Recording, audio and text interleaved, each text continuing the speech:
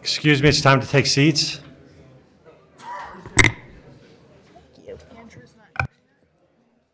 All right, good evening. I will call the Provo City Planning Commission hearing for April 10th, 2019 to order at this time. It is 6:03 p.m.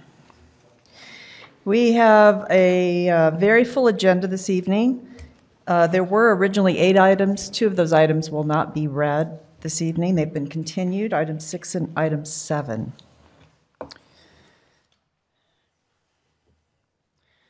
On your agendas for our hearing this evening, items with an asterisk or a star are legislative, and the Planning Commission will make recommendations to the Municipal Council for those items.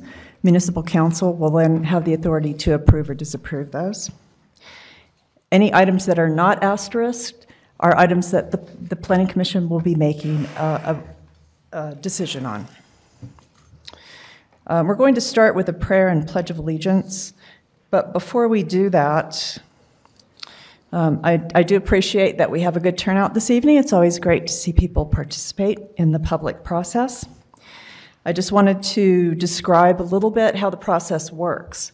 When we have a large hearing and a full agenda, we do limit the time allotted to public comment, so there will be a timer that will come up, and we'd greatly appreciate if you would be respectful of the time allotted. We will have each item will be presented by city staff. Then the applicant will present to the Planning Commission, and then we'll have public input.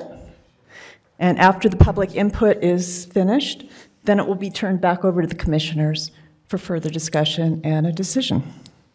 So that just, if you haven't been to very many hearings, I just thought it might be helpful to understand what the process will be. So we will start then with a prayer by Ms. Ellsworth and a pledge by Mr. Knudsen. Our dear kind Father in heaven, we are grateful for this opportunity that we have to meet tonight and to live in this wonderful city with so many people who care about their neighbors and about the future of Provo. Please bless us with the intellect and inquisition that we need to understand all of these projects and to make the best possible decisions for Provo going forward. Help us to think about the future and all those who live here and who will live here. And we say this in the name of Jesus Christ. Amen. Amen. Please stand and repeat with me the Pledge of Allegiance. I pledge allegiance to the flag of the United States of America and to the republic for which it stands, one nation, under God, indivisible, with liberty and justice for all.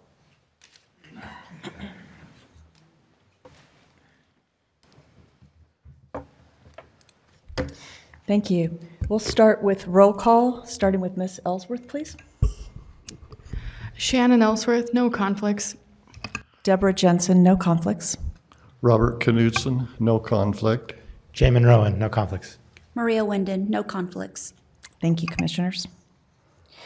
All right, so our first item, actually our first two items I will read in together because they are related.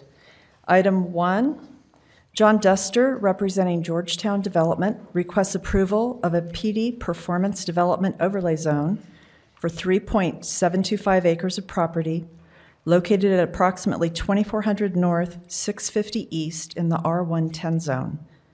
The approval of the overlay would facilitate the development of 5 4-unit clusters of attached single-family dwellings within a planned development.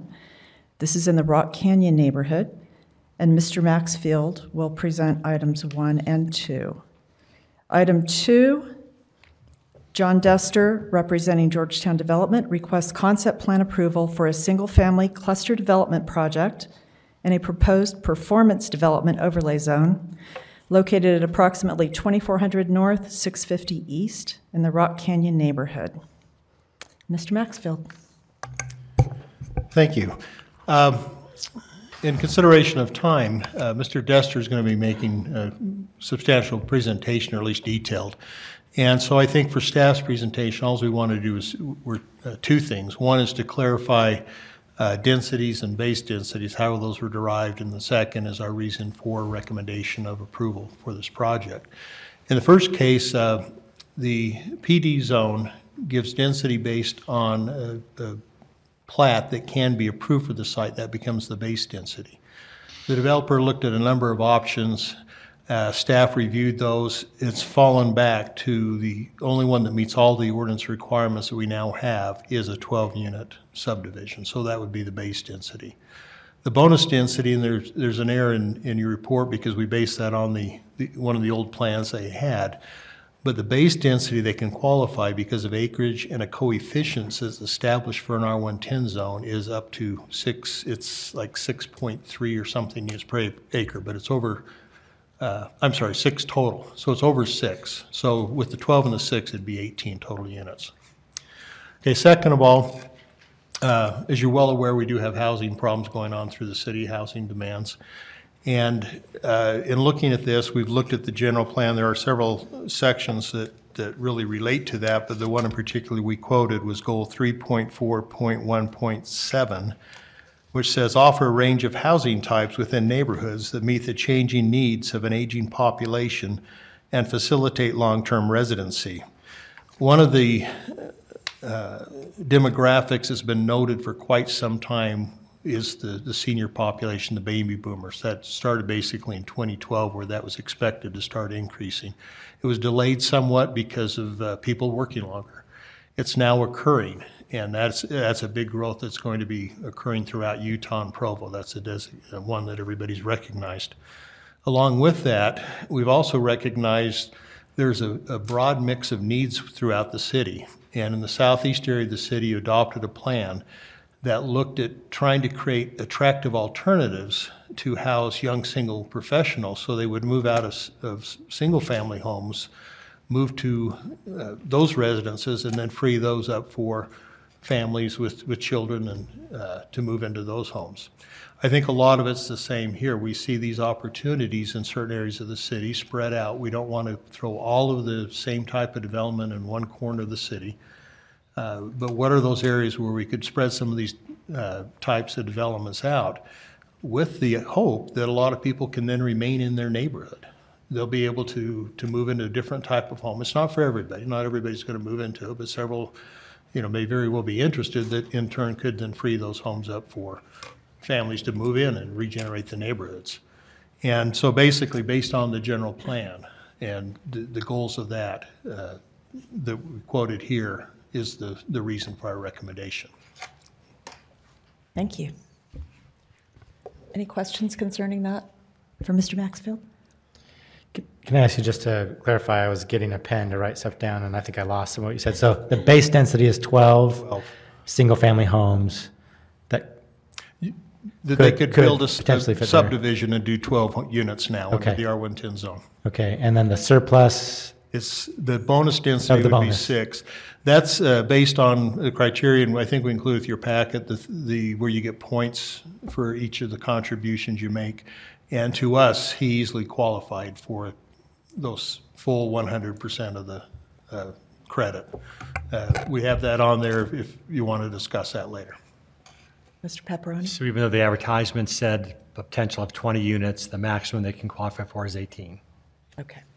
So 18 would be the quantity we're discussing this evening. Right. Okay, thank you. All right, at this time then, I would invite the applicant, Mr. Duster, to present his project. Thank you. Thank you all for being here and hearing this tonight and considering what we're proposing for that piece of property there, the Hughes property, we all know it as. Let's see, this is both a pointer and an advance of slides if we need to. Right. Okay. I'm John Dester. My company's Georgetown Development. Debbie and I have been living in this neighborhood. This is a unique one for me because this is actually our neighborhood, and lived there for 35 years. And it is such a great neighborhood, honestly, that even though I'm a builder and should have been building and moving and things like that, we just stayed. So we're still talking about staying. We might move, but it would be to this project is where we're considering. So we built homes in Provo since 1979. This is my 40th year of building.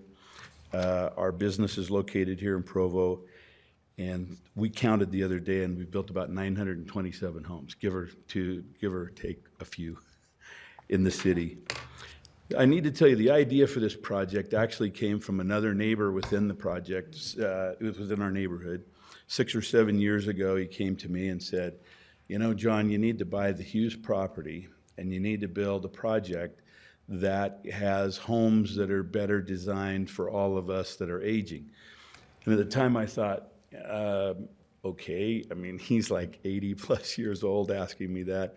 And at the time I was 60, and I didn't consider that I might be one wanting to move there.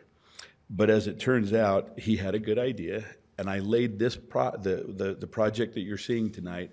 I actually conceived and laid out on it about 6 or 7 years ago. The property wasn't available for purchase back then. And this is a product that we've built in 3 other cities in the last about 10 to 15 years at different times. So it's a product that we know well. It's not new to us, how it turns out, who buys it, things like that. We're very comfortable with what the product is. We know very well from the experience of building these houses sited in this way with the private yards that they have and things like that, that the demographic of the buyer is really empty nesters / retirees, busy professionals, and we've sold a few to widows. It just is the perfect thing. It's not a townhome. It's bigger than that, and it functions exactly like a house. If you have looked at the site plan, and we will here in a minute when we can get it up on the screen, or on the model, they're built as a pinwheel. The style of home, it's called a pinwheel from a design standpoint, in that the center point, all 4 garages join in the middle. That's really the most common walls you have with your neighbor, is in the center point of that. So we had 2 neighborhood meetings and discussed this. Rachel Luke, the neighborhood chair's here. She'll get into more of the detail on that, so I won't go into that. We took it to Design Review Committee, and we did have a unanimous recommendation from those folks to you regarding the design and the style and the things that we're proposing. So let me tell you quickly the points that I'd like to convey. It is now 18 homes instead of 20. The model shows 20. All of the illustrations and the site plans you see would show 20, but it will be 18. And if we go on to council, by that time, we'll have the redesign and be able to show the council, for example, which 2 got lost and how we're going to do it with 18. The project is located right on a collector road. Tipview Drive is a collector road. So I want to say I don't think it's unreasonable to put a little higher density. I mean, to use the word high density on this, I want to illustrate in a minute how low the density really is that we're proposing. But any kind of density that you're going to talk about, or housing per se at all, if it fronts a collector road, the traffic that is generated by the project goes straight onto a collector road. Doesn't drive through anybody's neighborhood or anything. So I've always felt that was a real advantage.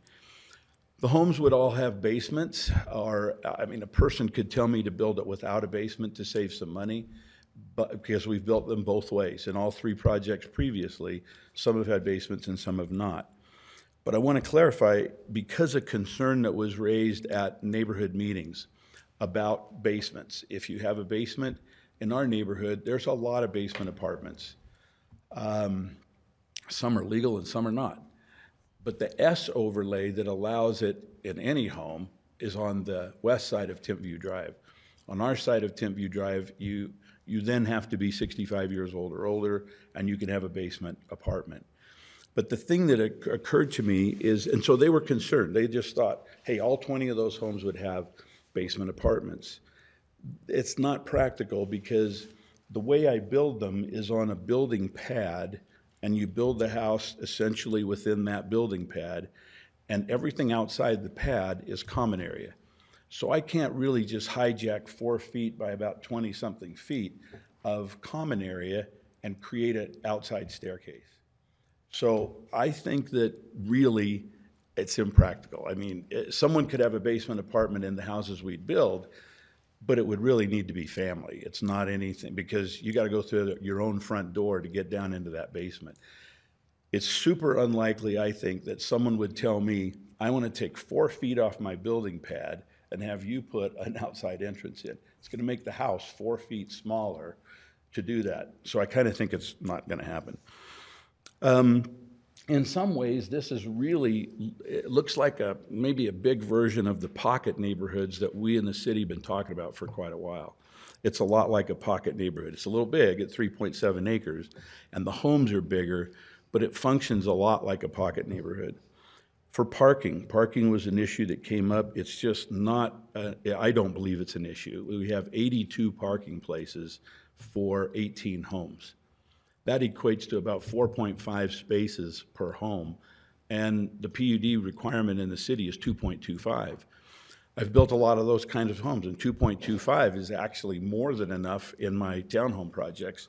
This project has 4.55. It's exactly double.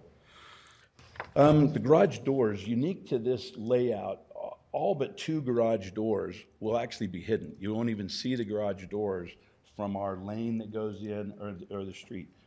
The only 2 garage doors that you'll see will be on these 2 at that end, right there. At that end, you can see 2 garage doors. All the other garage doors are inside here. The reason they say those are the only 2 is I can tell you these 2 right here will be the ones that go. So that one faces out. Those are 2 that will go, and so we'll only have 2 out of 18 that you could even see the garage doors. There's 6 or 7 different floor plans, and I burdened you with a whole bunch of sheets if you wanted to get into the detail of those floor plans. It's there. We're going to do it in a coordinated color system of all pretty much shades of white, and then the details and the accents and things like that will bring some color in. But I really like several subdivisions that I've seen, one notably in California, and I do have a slide that we can see if you want to. They have private fenced yards. Virtually every project I ever build has a private fenced yard, and that's part of what makes this neat, is they're not huge, but they're enough to grow some tomato plants and have a barbecue and an umbrella, that kind of thing in there. There'll be 1- and 2-story homes. It's a variety of architectural styles, too. You can see in the drawing, they're not all the same. Indeed, when we marketed it previously in the 3 cities, our marketing brochures and everything say no 2 homes alike, because they're not. We can build every one of those homes, even if the floor plan was the same, with a different exterior architecture and some different color accents, so there won't be any homes that are alike. There's abundant open space in the project. It's just, if you did the calculation, it's probably something like 65 or 70% open space in that project. You can walk within the project, and that we were going to have an internal walkway so that you could just go for a walk, staying right within the project. The other thing that exists right now that we would maintain and can maintain in the project is there's a walkway that the students, the kids, have always walked from our bigger neighborhood straight through this property to Rock Canyon or Centennial. And if we build this project, this version, that trail can stay there because it will go right through our common area, kind of where that black line is right there. So that trail that my children walked on and everybody, all the kids know about, would stay. If we leave the gate open here, if it's a standard subdivision, it can't, because that's part of someone's backyard. We'll build a pavilion so that you can have picnics and things like that. The group can use that to go have a party or whatever. There's some concern about parking or something on Timpview Drive that might occur, and it's not going to happen. We have 82 parking spaces inside. If you parked out on Timpview Drive, you'd end up on 650 East. In other words, you'd end up kind of going through the fence and around to get in there. It's just we provide too much parking within the project for that. And if the parking's a real issue, I've got some facts and numbers and things like that that I can come back up with. So let's see. Another concept that I know is going to take place with this is that if there's empty nesters, I mean, it was brought to my attention because there were several families. I don't even know who they all were, but when he came to me, he said, there's several of us that would want to do this. And it's because it's just the right time in our life to go ahead and scale down a little bit. The houses aren't small. They're between 2,600 and probably 3,900 square feet. But they're different houses, and they're easier to maintain and have a small yard. So if I sell my home, for example, and I will, I'd sell my home that has a 3-car garage and 4,000 square feet and a big yard. A family is going to buy my house, and I would move here. That's what I believe is going to happen with a number of these properties, would be And whether they're in our immediate neighborhood or the broader area, people have come up to me that I have no idea where they live, but they've said, if this is approved, I want to buy one. And I'm going, yay. So anyway, the project, density-wise, it's just common to throw around things and say it's high density or higher density. I know you all understand density because projects are brought to you. But I want to just mention that we have 5 units to the acre. That's half the density of a third, that's 1/3 of the density in our zone that's called low-density residential. Low-density residential allows 15, we have 5. Medium density in our city is 30, and high density, which is what people throw around and say high density, is 50 units to an acre. We have 5. It's not that different functionally than a regular subdivision is really what I'm saying. So I think I've covered most of the points that to introduce you to the product we're doing, and I didn't advance it through those, and maybe I need to. I'm a little scared of your button. I'm not sure which. Just the right side of the disc. Hit the right side of the disc. Okay. If it was a standard subdivision, this is what I'm told we can do. Is there's 12 lots, and that's pretty much what it would look like. Oh, that's your explanation for density bonus, isn't it? So there's a site plan overlaid over the neighborhood, or a little part of the neighborhood. That is our site plan on that. So we now know where it is, and we can come back to it if we'd like to. That's just a picture of this model. If that's handy to show it up on there, or grab it and hold it up here and show somebody, we can do that to explain what's going on. And those are some examples of the different houses in architecture, but they're so small that the pictures that the blue are collector roads and the red are arterial. So I didn't mention, but the project in the green dot is on a collector road that is, I don't know, is that 100 yards or something straight down to 2200 north, 2230 north. That's an arterial road. One more must be back to the start again. Yeah, that was the calculation for bonus density. So that is an engineering kind of drawing that has a lot of data on there. That's actually the updated and improved, more accurate version. That shows our pavilion we're going to do. It fits better. That's just a more accurate representation. That's the one we should go back to if we're going to talk about that. Can you go back big to picture? Can you go back to that one really quickly and sure. Just show us up there the 2 that you'll be taking off for the 20? What do I push here to get a? It's lots 1 and 2. Lots one. Did I just push the wrong button? Laser. 1 and 2, okay. I think it's 1 and 2. And all that'll happen is those will go, there'll be a redistribution of space in this area right here. We'll just change it and absorb those 2 right there. In as much as they had a driveway that was kind of close here, we get rid of that. Another thing I didn't mention that's really neat about the way these houses, when you site houses this way, look at how many, or how few actually, there are in terms of driveway intersections with a road. There's 4. We have 18 houses that are fed by 4 junctions, if you will, to a street. All the cars are really housed back up in here, and that's why I say these are the only 2 garage doors that you would see, and they'd be seen from 2320 north. The bonus that goes on with taking out units is that anytime you take out units, you're also then taking out driveways and some parking. Yeah. And that just makes a big difference in the open space and in the green space. That's right. There's a huge amount of open space involved in this.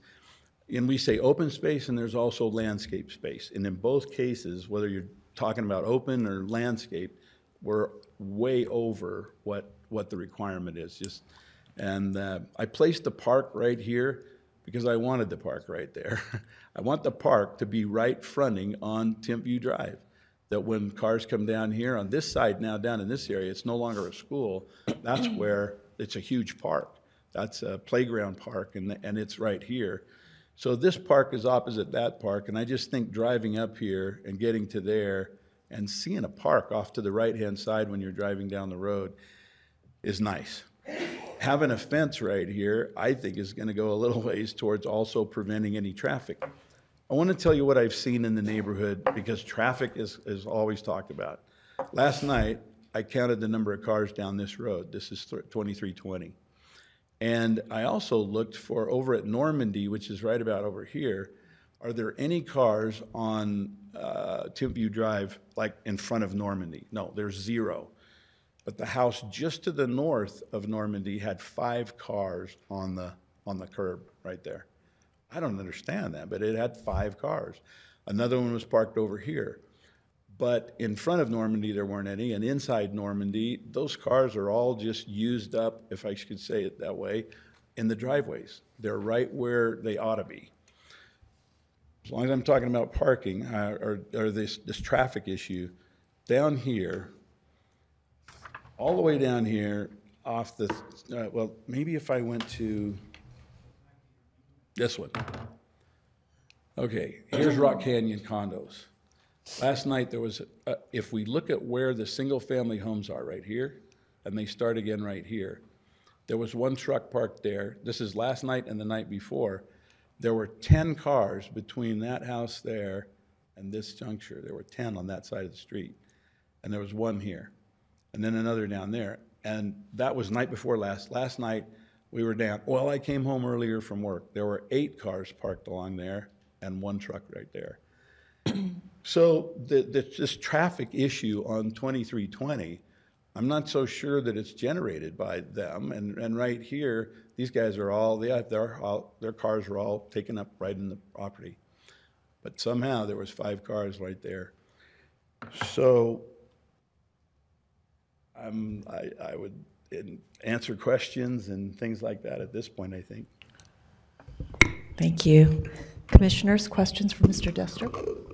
Ms. Ellsworth? Yeah, so you had mentioned that the placement of the park was due to the kind of the aesthetic from the vehicle, right? Well, yeah, I like it there. I think it's really neat for the neighborhood to actually suddenly have a park where you normally wouldn't have one. And with a iron, we always used to call it wrought iron. Of course, it's not made of that anymore, but a wrought iron fence around this area right there makes it so you can see into the park, and yet it keeps folks okay inside that park. Okay, so my concern, well, yeah, I am concerned about that because I think that we're not considering the user experience of the park. We're looking at the vehicle's perspective of the park, but vehicles don't use parks. So, yeah, I'm just concerned about that. But is there any desire to move the position of the park? Not on my part. I really like it there. I think that forever and ever that'll be a great addition to that area, to have a park there with trees, and you can still use the pavilion. It's inside a fence. I don't know why we would try to site it anywhere else and then move the houses forward. To me, I'm not interested in doing that. Okay. Let's see. And so who is the park for? It's just for that community? It's a private park? Absolutely. Okay. Mm-hmm. It is. Now, functionally, lots of people can go there. It's not going to be off limits or anything, but it's intended to be open space for the people who live there. Okay. Is this project targeted for retirees?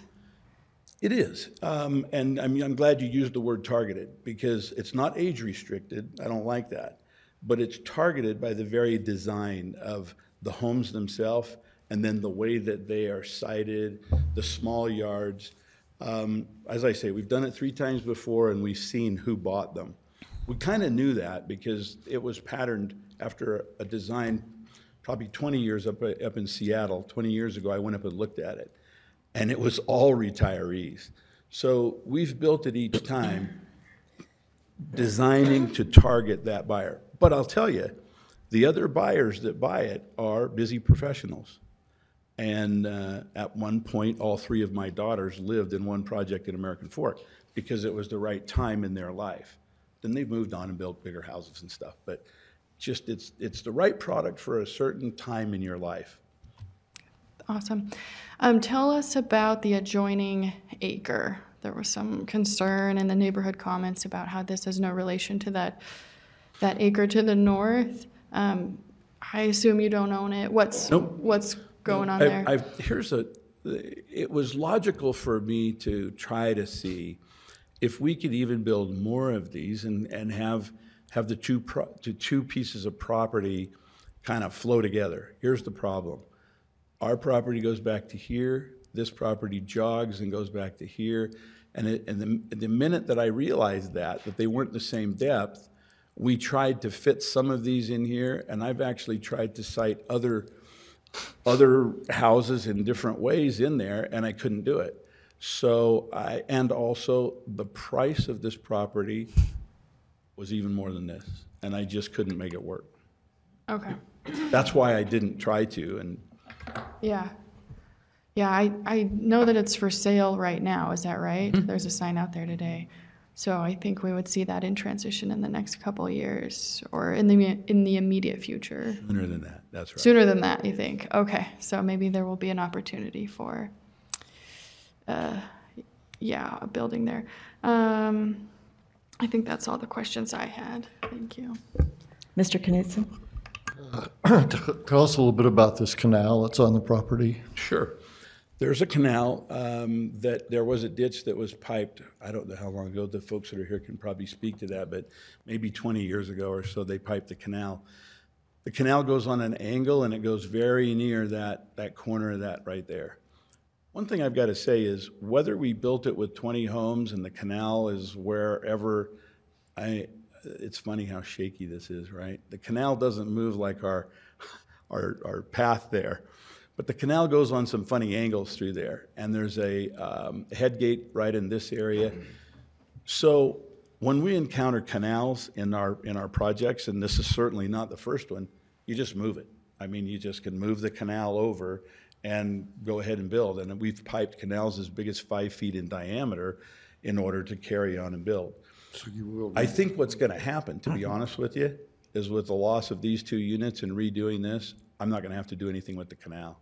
We'll probably just pull this building down, and then I don't have to even touch the canal. Okay. It's an underground. How large a canal is it? I think it's a 18-inch.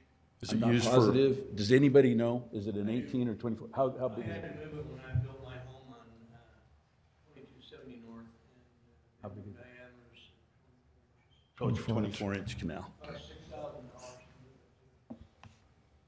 So you moved yours? Thank you.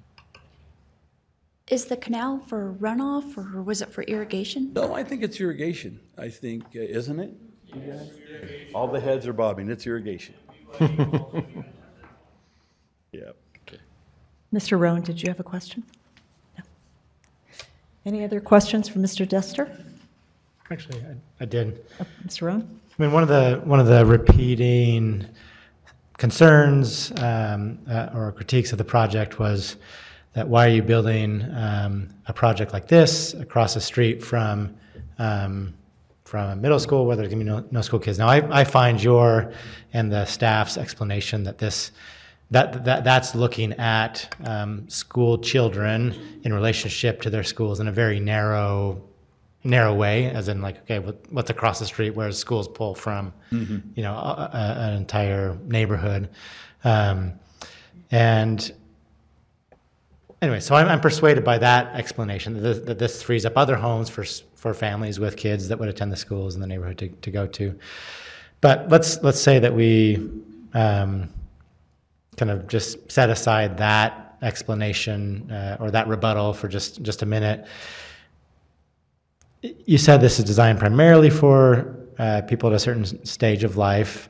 I mean, do you have any idea, given just your experience with other projects that you've built elsewhere, how many kids might live in a project like this? I mean, would you say it's at a 0, or would you say it's more like, let's say, 10 or so, Or, again, that's all speculative, I recognize, but just given your experience, what would you? That's the thing, is we do have experience in it. And the project in American Fork was 42. We ended up doing 42 of them. And I'm going to guess that there was 30 that were either retired or at least empty nesters, so 2 people in the house. And there were just a few that had children. My children lived there with my grandchildren. Children, yeah. So there was a time when there were some. When I talked to somebody that went to the Homeowners Association meeting a couple months ago, the report back to me was every time a house sells, it's a retiree that's moving in. So it is designed and targeted, and it works for what I'm telling you. Right. The project in Logan, it's been so long. There was one family I know that was a husband and wife, just a couple, kind of newly out of college. They had a baby. And so it still works for that. I just know that as the children get a little bigger, they move. All 3 of my children moved because their children were bigger and wanted a yard.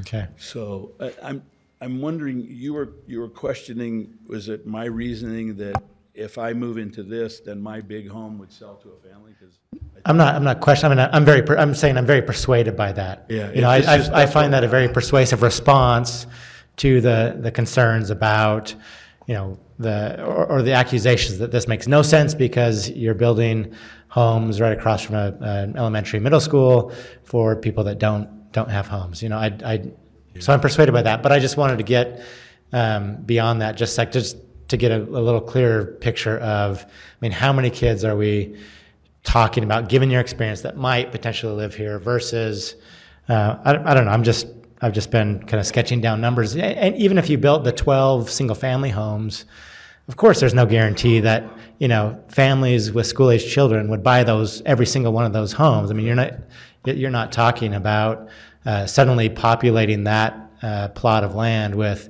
you know, 30 kids or 40 kids or whatever necessarily. I mean, given that's just not how neighborhoods work anymore. I mean, people that buy homes in my neighborhood, which is, you know, I think similar enough to the Rock Canyon neighborhood. I mean, those aren't all families that have kids that are going to go to the local elementary school. So I'm just trying to tease out different ways of thinking about that concern again, which seems in the letters and reports from the chair that we got. You know, trying to think through that a little bit more thoroughly. You bet. Thanks for the question. Any other questions for Mr. Dester? All right, thank you. Okay, at this time, I would like to invite the chair of the Rock Canyon neighborhood. And if you'd please state your name and address for the record. Thank you. My name is Rachel Luke. I'm the chair of Rock Canyon neighborhood.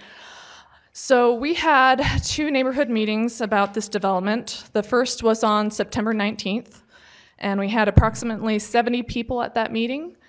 We held a second meeting on March 4th to address lingering questions and concerns, and 26 residents showed up at that meeting. Information about the development was also dispersed through our neighborhood Facebook group that has approximately 250 members, and through our email group, which has 208 residents on it. To date, 62 residents are opposed to the project, 15 residents are in favor, and 14 residents wish for the city or the developer to address some concerns before offering support. And those numbers have changed since the published staff report, as I'm still receiving emails from residents. I've summarized the majority of the feedback that I've received over the course of 7 months in a written report that was submitted along with the staff report. I hope you had a chance to review it. In it, you'll see I've collected both positive and negative arguments from the neighborhood about this proposed development. But I would like to give a brief summary of the most prominent neighborhood concerns. Before I do so, I think it's important to consider that it's not just about the development itself, it's about the context, the neighborhood in which it's placed. So there's already a significant amount of density around this area. She has it up, thank you. There's Garden Villa Condos, there's Rock Canyon Condos, there's North Canyon Condos, and Normandy Village. And that totals about 207 units total, are all within half a mile of this proposed development. There are also 2 schools across the street which host nearly 2,000 students and staff. These schools have no roadways that separate them and can only be accessed by 2320 North. See if I can use this. Oh, I have to hold it down. Okay. So this is 2320 North here, this whole stretch. And so that's the only way you access those 2 schools. Rock Canyon Elementary's new build has been problematic from a traffic perspective, as we went from a single long loop partially oriented off of Timpview Drive to now 4 separate loops that all oriented off 2320 North. And there's a minimal setback from this road. This proposed development also sits at or is near the intersections of 3 busy neighborhood roads, 2320 North, Timpview Drive, and 2200 North. So in sum, this area is by far the most dense part of our neighborhood. All of these factors equate to a lot of traffic and congestion in this area, both pedestrian and vehicular. Any development that increases traffic should be vetted closely and adjusted to minimize traffic and maximize safety, especially given the proximity to the schools. So the biggest concern raised by the neighborhood about this development relates to the impact that increased parking and traffic will have on safety. I've received various suggestions for ways to mitigate the impact of the proposed development, which I would like to pass along. With regard to parking, the city could take steps to ensure that the development not only has enough off-street parking, but that they use the off-street parking that's available to them. The city could restrict on-street parking along Timpview Drive and 2320 North, ensuring clear lines of sight, especially around the crosswalks. In my written report, I referred to some issues that the neighborhood is having on that stretch of road, which John Dester referred to, that cars are parking along this road, making that roadway even more narrow. This is causing a lot of problems, especially when the snow plows cannot effectively clear 2320 North in front of the schools. Some signage preventing overnight parking would really help to encourage residents to utilize their off-street spots. This would also create clear lines of sight, improving safety of drivers and for kids walking to and from the school. Restricting parking along Timpview Drive and 2320 North adjacent to this proposed development would help keep this problem from spreading. Other residents have suggested that the proposed development be made specifically a 55 and over community with explicit restrictions on accessory apartments or controlling occupancy in some other way, so that density does not increase to the point that parking and traffic becomes a major issue. Other traffic controlling measures have been suggested to help accommodate the increased traffic that this development will bring in. It was also suggested that implementing a school zone on 2320 North would be a good idea. There is currently none. Speed bumps, raised crosswalks, or other measures that would discourage current and future residents from using 2320 North as a thoroughfare, as they currently do so to avoid the traffic light at 2200 and Timpview, which is right here, so that children can safely traverse that road. I feel it's important to point out that right now the amount of vehicular trips being generated by this property is 0. It's a vacant lot. There are no traffic being generated by this property. So even so, right now we are already having issues with traffic and congestion in this vicinity, as I pointed out. Going from 0 to 230 vehicular trips, this is based off of the traffic report, so it might need to be adjusted a bit now that there's 18 units. I was told 20. So going from 0 to 230 vehicular trips or any other number will inevitably increase the number of traffic conflict points. So measures to address traffic should be implemented regardless of the sort of development that ultimately occurs. I hope that the city will consider these suggestions and commit to implementing some of the traffic control measures before the proposed development is approved. A few other themes emerged from residents' comments. Many wondered why the adjoining 1 acre parcel that is currently for sale is not included in this plan, and worried that the proposed development will make it harder to develop this property in the future with no extension of 750 East. Many residents also see no benefit in surrounding the schools with housing that is designed for and occupied by retirees. Another theme I noticed was the desire for this development to more closely align with the design and finish of Normandy Village, which has only one exit and entrance.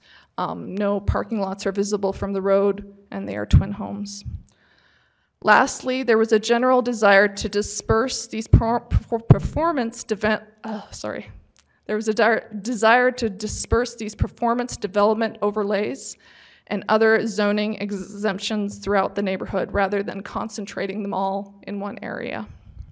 I do have a couple pictures. Could I just flip through this? So this is 2200 North. This is the road that currently is slated in the master transportation plan to be a 4 or 5 lane road by the year 2024. As you see, it would take out a significant portion of the front yards, and so there's a lot of concerns that added traffic would pressure for this to happen. If I could get the next one. This is the line of cars on 2320 North that park, making the roadway difficult.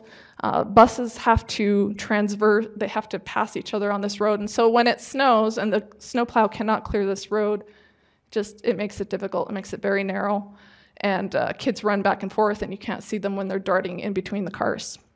Next.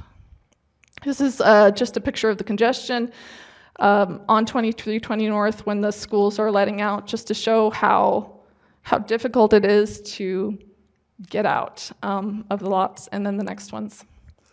This is a picture of 2200 North that is slated to be widened. These are kids just running across the road currently. We have asked for crosswalks in the past and it hasn't occurred. You can just flip through the next. More kids just running across the road, and the last one. So I do have a couple questions regarding the staff report, but before I ask them, do you have any questions about the summary of my neighborhood feedback? Commissioners, any questions? Sorry, any questions? Okay. In the item 2 staff report, under the traffic portion, it mentions using measures like the ITE traffic generation manual and local counts to demonstrate that traffic from this proposed development will likely be less than what you would see if this parcel was developed according to current zoning. I'm just curious what kind of attached housing they were basing this research off of. There's a lot of variability in attached housing, what it can look like, what it can act like, because a smaller townhouse could result in counts that might be different from this proposal. These are large, multi-story homes that have more square footage than many of the older homes in Edmont and Rock Canyon area. They're bigger than my home, and we have a family of 6. So there's also the issue of being 1 mile from BYU and how that could impact vehicular counts. So I suspect that the staff report underestimates the increase in traffic. I don't know that for sure. And then my other question came from the same report under the heading traffic flow. It states, this from the report, it states, the proposed project would reduce the overall number of traffic conflict points and funnel traffic generally away from the southwest intersection where the majority of both vehicular and pedestrian conflicts would occur. I would just like to know how the traffic is going to be funneled away from the southwest intersections, as I haven't heard of any ways that this would be encouraged with this particular design. And I personally don't feel like that will happen unless there's some intervention, as it would be only natural for the residents to want to use this adjacent arterial road that can only be accessed by the southwest intersections. That's all I have. And we'll have Public Works address those concerns. Great, thank you. Let's have all the questions get asked, and we'll have staff respond to all of them. Yeah. Are there any other neighborhood chairs present who would like to speak to items 1 and 2? I would like to. I'm Vice Chair for Rachel. Please come to the podium and state your name for the record. My name is Scott Murray. I'm a Vice Chair to Rachel. I'm a lifelong resident of Provo. I was born and raised here. I grew up on 3050 North, I currently live in this neighborhood and live on 2730 North. I personally am in favor of this project. And Shannon, the reason why you want that park there is because nobody wants to live on Timpview Drive. It is a collector road. It is a busy road, it's noisy, and it's difficult for egress and ingress. Personally, I don't want to see townhomes and condos. The R110 zone is archaic. That was made back in 1960s and 70s. It's not sustainable. Not everyone can have a 10,000 square foot lot. This may not be ideal, but taking it from 20 to 18, I mean, he could still develop it with single family homes, and we're almost back to the same number. Personally, I like the buffer, and I don't like to see this developer being penalized because of poor engineering by the school district when they redesigned Rock Canyon Elementary School and their traffic flow pattern. If 2230 North is a problem, then eliminate the parking on that street. Rock Canyon Condos, again, is poorly designed, and that's why all this traffic is overflowing, and they're probably also being overoccupied. I just want to go on record as a citizen and as a neighbor that I think this is a decent project. I think it's palatable.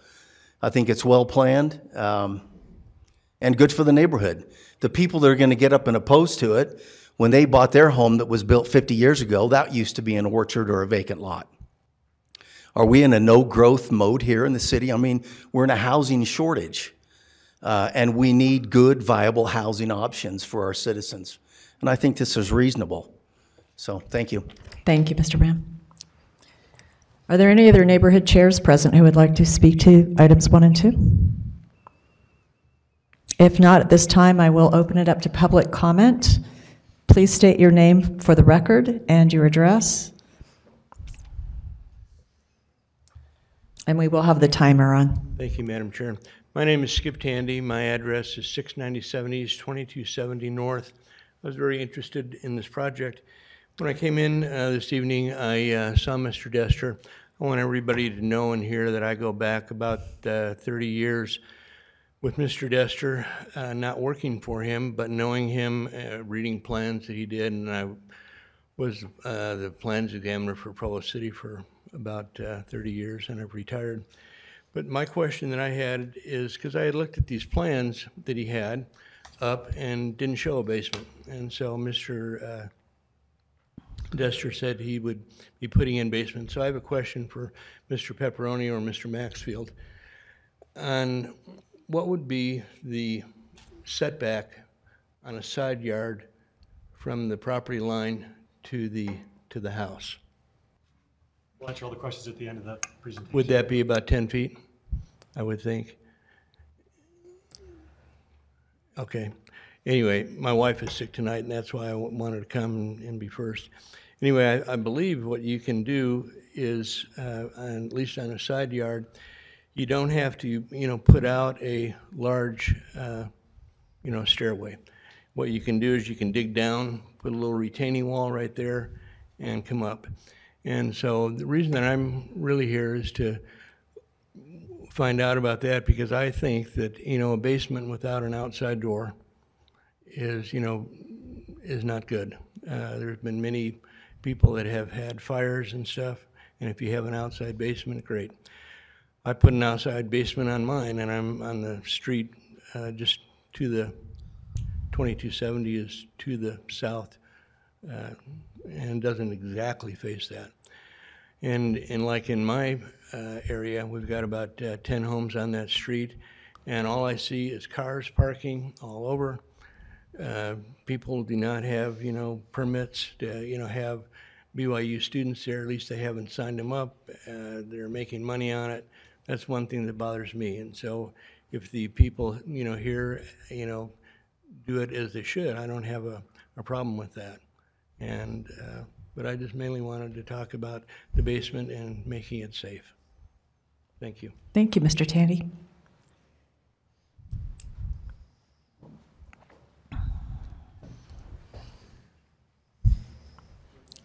Hi, my name is Catherine Giles, and I live at 745 East, 2320 North in Provo. My thing is, I would really like family housing. We have invested as a city millions of dollars for an elementary school and a junior high right there, and View's not that far away. We live in an amazing area that they can walk to all 3 schools. They are not bused. I get a card a week from realtors saying we have families that want to buy in your neighborhood. Right now, Edgemont has 665 students. Rock Canyon has 583, which they wouldn't even have that many if they did not take from Wymount. The reason being, we have over 200 condos and townhouses that are for the older elderly. Like you said, we want to disperse them throughout the neighborhoods of our city. Well, I think we've got plenty in our neighborhood, whereas the Edgemont neighborhood has none. That's why their school is so much larger than ours. I think with all the money that we've invested, we should stay with the same and put 12 homes. Yes, you're absolutely right. We can't guarantee that it will be families that buy them. It might be people that don't have families and want to, but there's still that option of having the families. Right now, the largest school in Provo School District has been overtaken by Amelia Earhart. They have 518 students. That's because they have area to build, and families want to build houses and live in houses. They want to live in neighborhood communities. And so I'm saying with the investments that we've made in Rock Canyon and in Centennial and in View, we need to have those opportunities for families to live in these areas because we've put the infrastructure in. We've put the time, we've put the money. And yes, we need housing for people that want one floor, that they're in their golden years. We have plenty in our neighborhood. As we've stated, we have over 200. I think we've done our share. And so that's why I think that this would be better kept the same zone that it is now. Thank you. Thank you. Are there any other members of the public who would like to speak to items 1 and 2?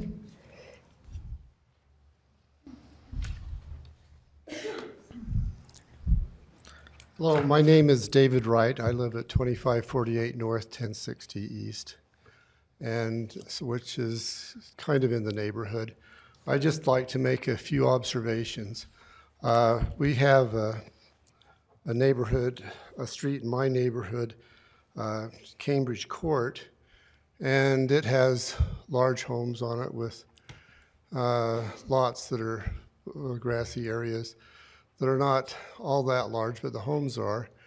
And it has become a street for mostly older people because I think older people don't like doing yard work so much. They like having some space.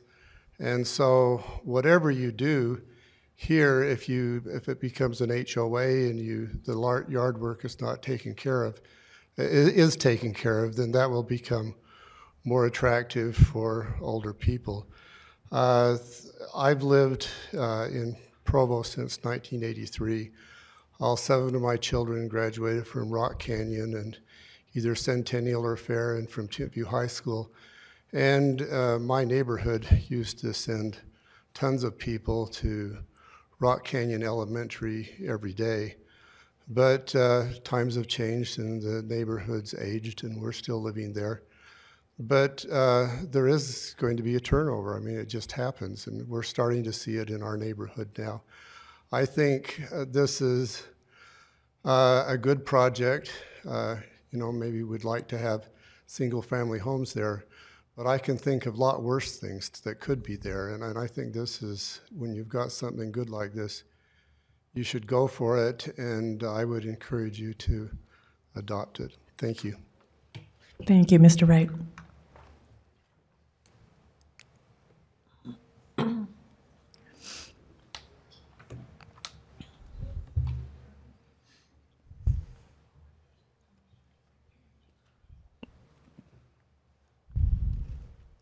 I live at 2411 North, 750 East. My house backs onto the proposed project. Your name, please? My name's Darrell Thompson. Thank you. I've visited the city several times over the last few years because of rumors of what was going to go on this project.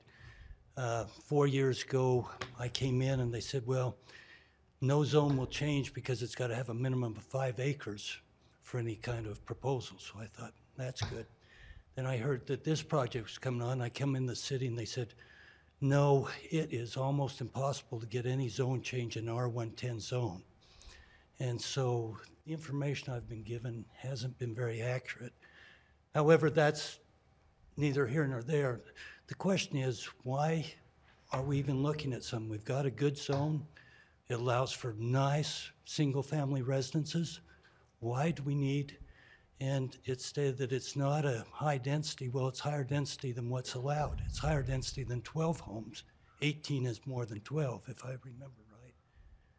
But I've known John for years and years. He's built numerous homes in our neighborhood. I love him. My son owns one of them, which is right across the street from this project.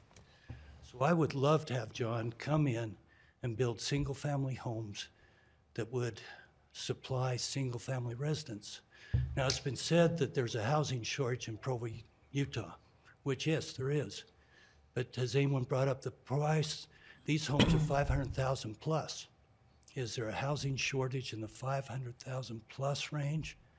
My guess is no. My son has had his house on the market for 500,000 for the last 6 months. A very nice home that John built, all brick, and has not sold it. So I would like to see single-family homes, a continuance of what is there, archaic or not. I think it's the best way to go. I've lived in Provo for 68 years, so I've seen a lot of change, but I don't know any reason why we don't maintain single-family residences. Thank you. Thank you, sir.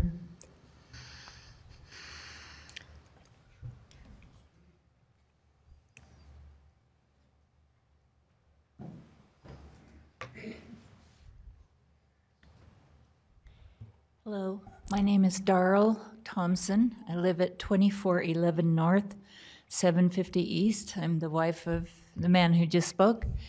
I have great concerns in this area for this many more people to be in this area. There is so much traffic congestion and kids darting between parked cars and people running the four-way stop continually.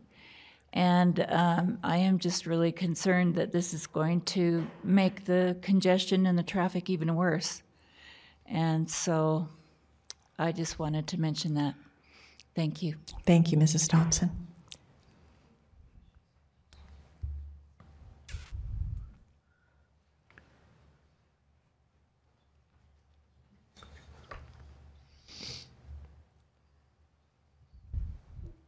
My name is George Talbot. I live at 2421 North, 750 East. My home is the brown roof. I just have a quick question. The notice that we received says 3.724 acres, and on the tax form on the plat map it shows 3.6. I'm just wondering why the discrepancy. Secondly, I'm a good friend with John and Debbie Dester. I love them. They're wonderful people, and I don't want to interfere too much in their lives, but I do prefer the family homes where there'd be families living there in my backyard rather than having the fourplexes in there and having the complexity of that unit. I think family homes are what we have in the neighborhood.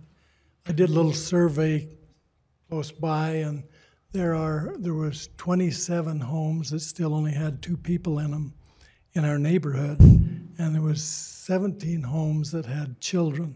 So there's already homes that are available as singles. And so anyway, I prefer the family homes. I think that fits better into our neighborhood. Thank you. Thank you, sir. Are there any other members of the public who would like to speak to this item?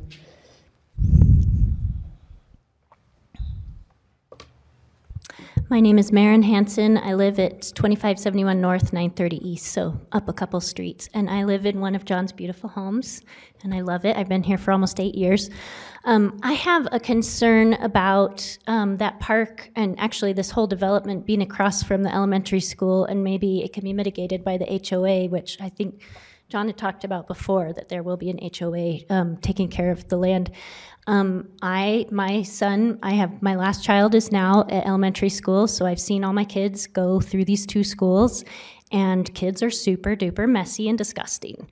And they have a tendency to walk straight through bushes, climb trees, leave trash laying all over the place. And I'm a little concerned about there being conflict between these kids walking to and from school and homeowners that are seeing maybe some of their land and stuff being defiled by those children. So, thank you.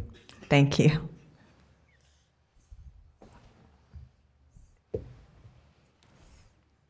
My name's Olivia Christensen, and I don't even live in the neighborhood. But up until 2 weeks ago, I was under contract to purchase that 1 acre just north of the property. I love John and Debbie, but I just want to cheerlead a little bit for the detached family home option. My husband and I pulled about 30 people not in this neighborhood, and all thought that this type of project would devalue the homes in the area. Now, whether that's true or not, that's a perspective that's out there and that's real and that would affect my investment. We have, last I checked, 5 or 6% of people in Provo are 65 or older. So we're giving a lot of investment to 5 or 6%. We are still the #2 county in the nation for births. So we still have tons and tons of children. And whether or not it's fair or we like it, when people buy homes, they're looking not just for a home, but for a neighborhood to see, are there going to be youth in this area? Are there going to be children in this area? I guess one of my questions is there any research? You know, do we have home values before and after a project like this goes in? Our feedback from the people we pulled was so negative that we pulled out, and we couldn't feel good about making that investment. And so I would just love it if we could consider either marketing these to a more diverse group, or have the detached homes in consideration of the fact that markets are moved by people's perspectives, whether they're good or not. And all of these people who've made investments in the neighborhood made it with a certain zone in mind. Of course, this is always considered when rezoning comes up, but hopefully, in the end, it will be good, and it'll be a great project. And John is a person of integrity, and I hope we can find a resolution that people will be happy about. Thank you. Thank you, Ms. Christensen. Are there any other members of the public who would like to speak to items 1 and 2?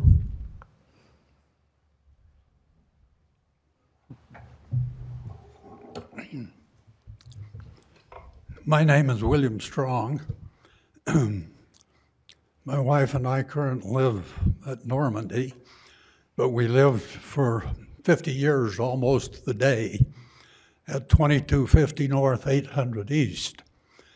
All of our children went to Rock Canyon, Tempview High. I don't remember now when Centennial came into existence.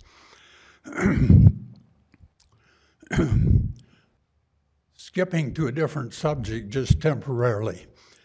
When a new design is come up with for this chamber, it would be good to get something to control the sound echoes in this room.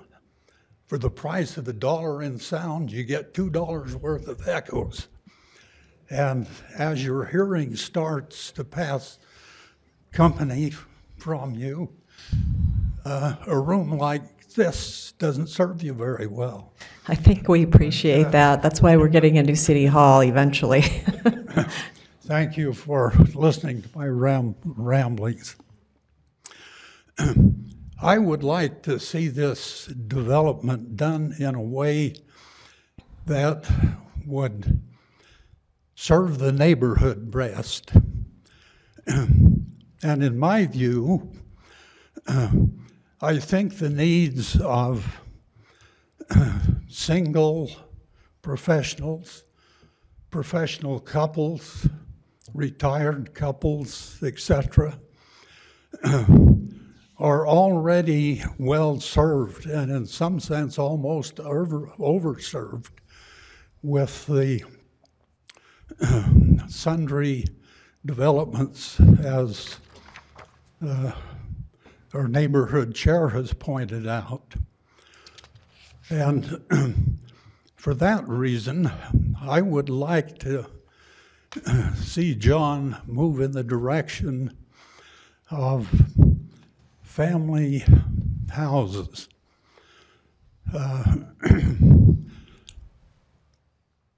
In particular, elementary students and the middle school students would be just almost a hop, skip, and a jump to get to Rock Canyon or Centennial, and in reasonable proximity to Timpview. Now, of course, that hop, skip, and a jump has to have some good guards at the crossings and so on. But, okay, I see my time is up. You know what my views are, then thank you. Thank you, Mr. Strong.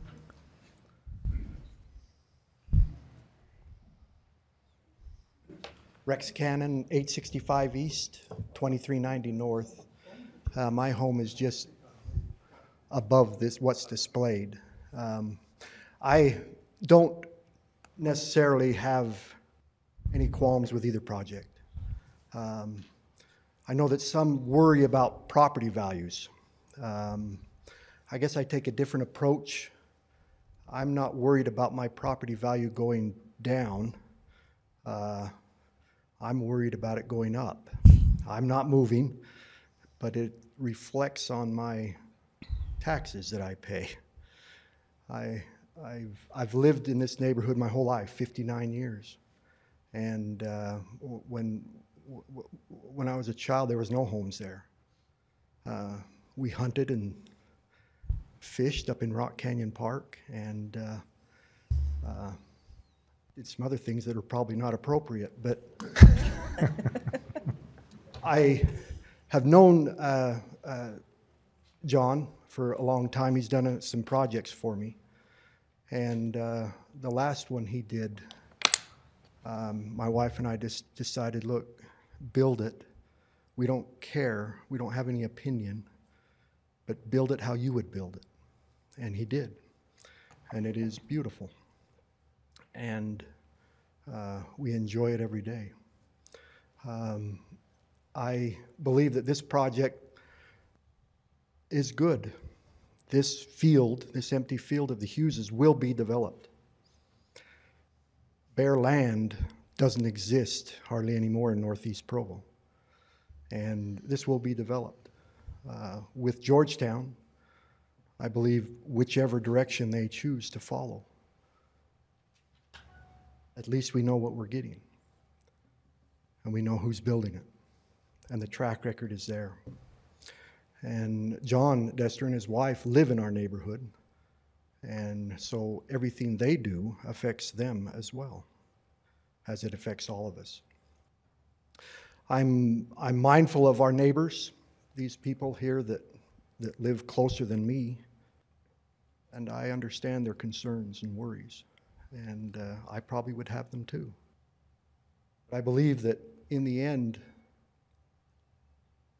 this project or another one of John's is something that I can live with, simply because of my experiences with him and what he has done in the past. So, thank you. Thank you, Mr. Cannon. Are there any other members of the public who would like to speak to items 1 and 2?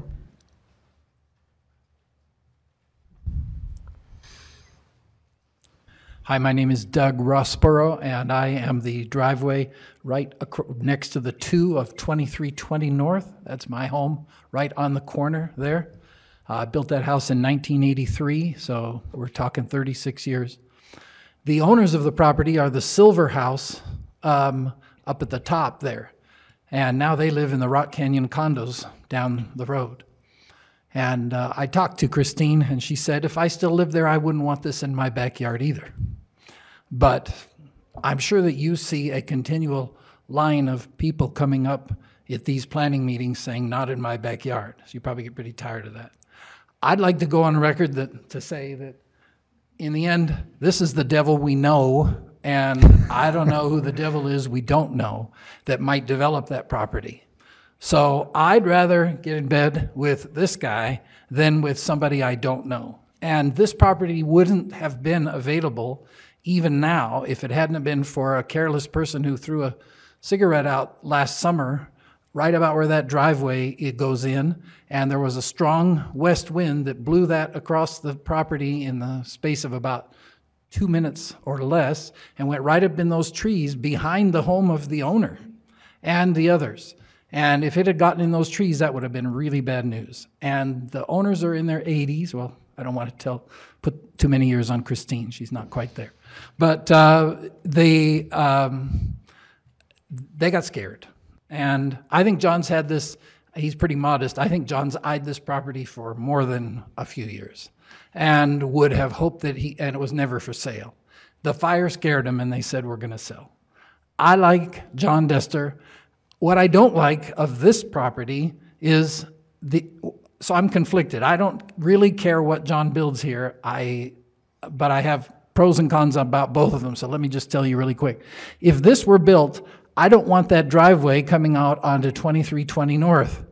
Normandy, which is just to the north here, has 26 units, and I don't think anybody driving up and down Timpview Drive even notices that. And there's certainly not, when you're driving down Timpview, you have to worry about all these cars coming in and out of Normandy. One driveway there will not make a big blip on the traffic levels on Timpview Drive, in my view. So I would like to see that red curb along there and have that all blocked off with that wire fence that John's going to build, so the kids coming down that street to the schools don't have to deal with a driveway. And I don't have to deal with a driveway, selfishly speaking. If it were single-family homes, I understand now that there's not going to be homes facing out on 2320. I understand that's John's new plan. If that's the case, then I'm fine with single-family homes. I know I'm going to get beeped. But let me just tell you one more thing. Those places won't have external entrances and therefore will probably not be rented. So if we have 18 units, you're going to have 18 families. If there's 12 single-family homes with external entrances, you're going to have 18 or more people, I believe. And a lot of turnover of young college and young marrieds in there, because external entrances invite renters. So I'm conflicted. The single-family homes would have their pluses and minuses, but if that property is built, I'd sure like to see a school zone put there and a red curb down that side and no driveway out. Thank you. Thank you, Mr. Rossborough.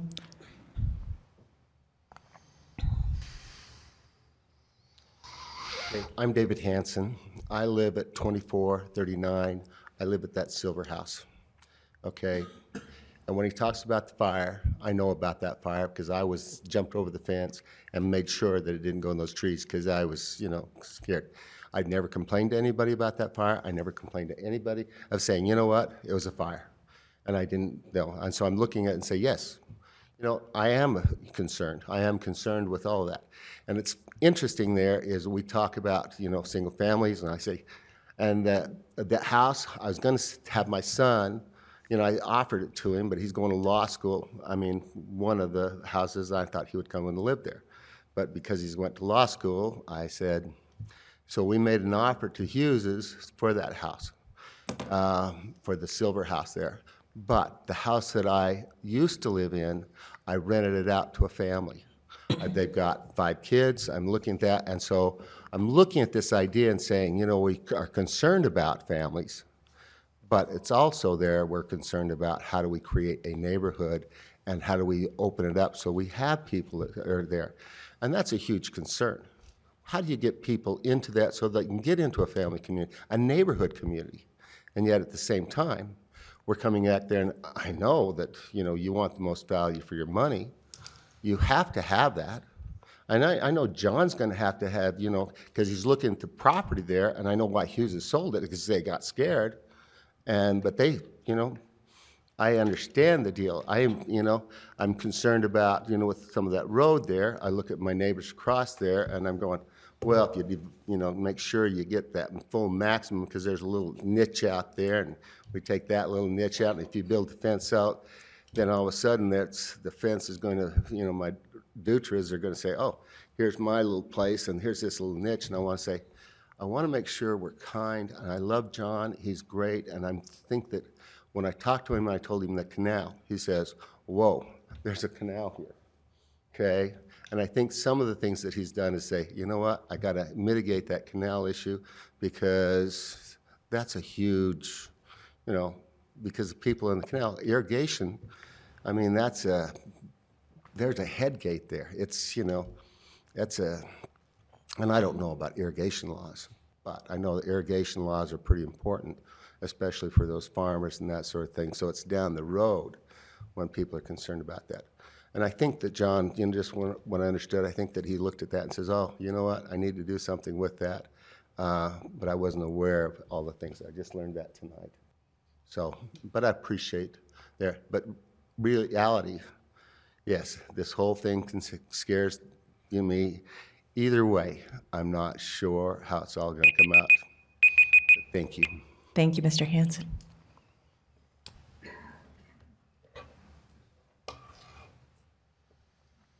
My name is Weston Hafen. I live at 2479 North, 750 East. I wasn't going to say anything, but just a couple of the comments prompted a thought for me. I grew up in Provo, and I know John really well, and John's not a devil that we know or don't know. But that's the issue that I want to take. Like, whether or not we know the builder is irrelevant if we're committed to keeping the property as it's zoned or committed to agreeing on what zone it should be. Once it's zoned, and if we're happy with that, then whether it's John or whether it's somebody else who develops within the rules of the zone, then it doesn't matter, right? And we're set for the future. This property's been available for the better part of my life. I've driven past this countless number of times. I don't know how many times it's changed hands. I've known personally at least 5 within my network who've looked at developing on the land, and every time we just can't get the right plan to make it financially viable. And so I understand that maybe that's the reason we're having this conversation today, but also maybe that's just saying the lot was priced at a non-market rate, and that's what we're left with. So, thanks. Thank you. All right. Anyone else with the public who would like to speak to items 1 and 2?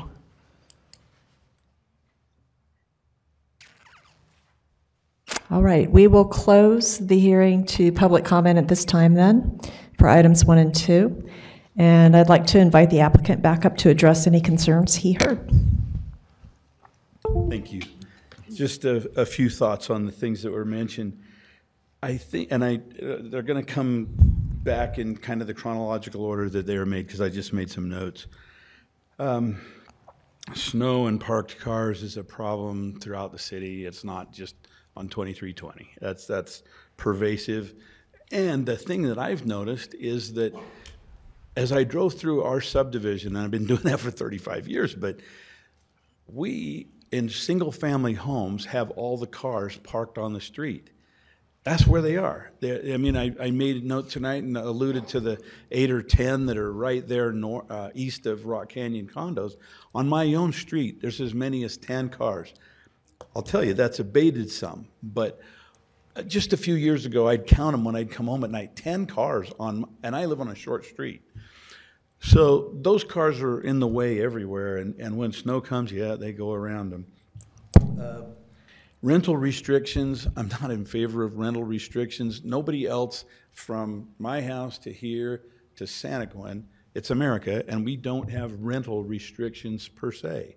You know what I mean? And I'm not, I never would go for that. to tell someone that lives here you can't rent. The profile of the buyer that I'm telling you about could need to leave his home for a couple of years, and he's going to want to rent it out. So I'm not for rental restrictions. Skip mentioned the outside staircases, and I got to reiterate, I agree with him completely. As a safety idea, that's true.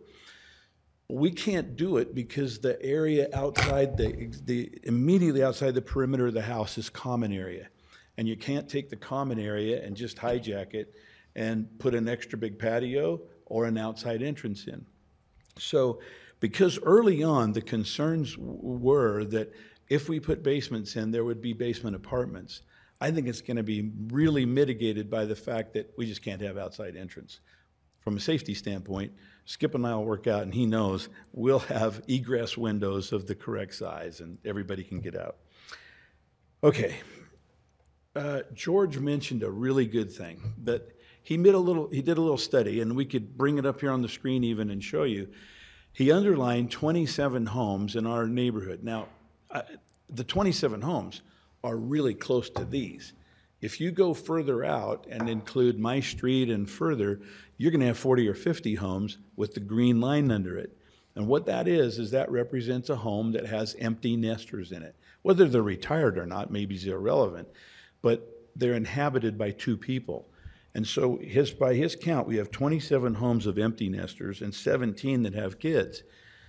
That makes my point, is that with those homes, when those homes come available, whether the person has to move away for business, dies, or whatever, every time, we talked about this in our neighborhood, every single time those houses are inhabited by a larger family.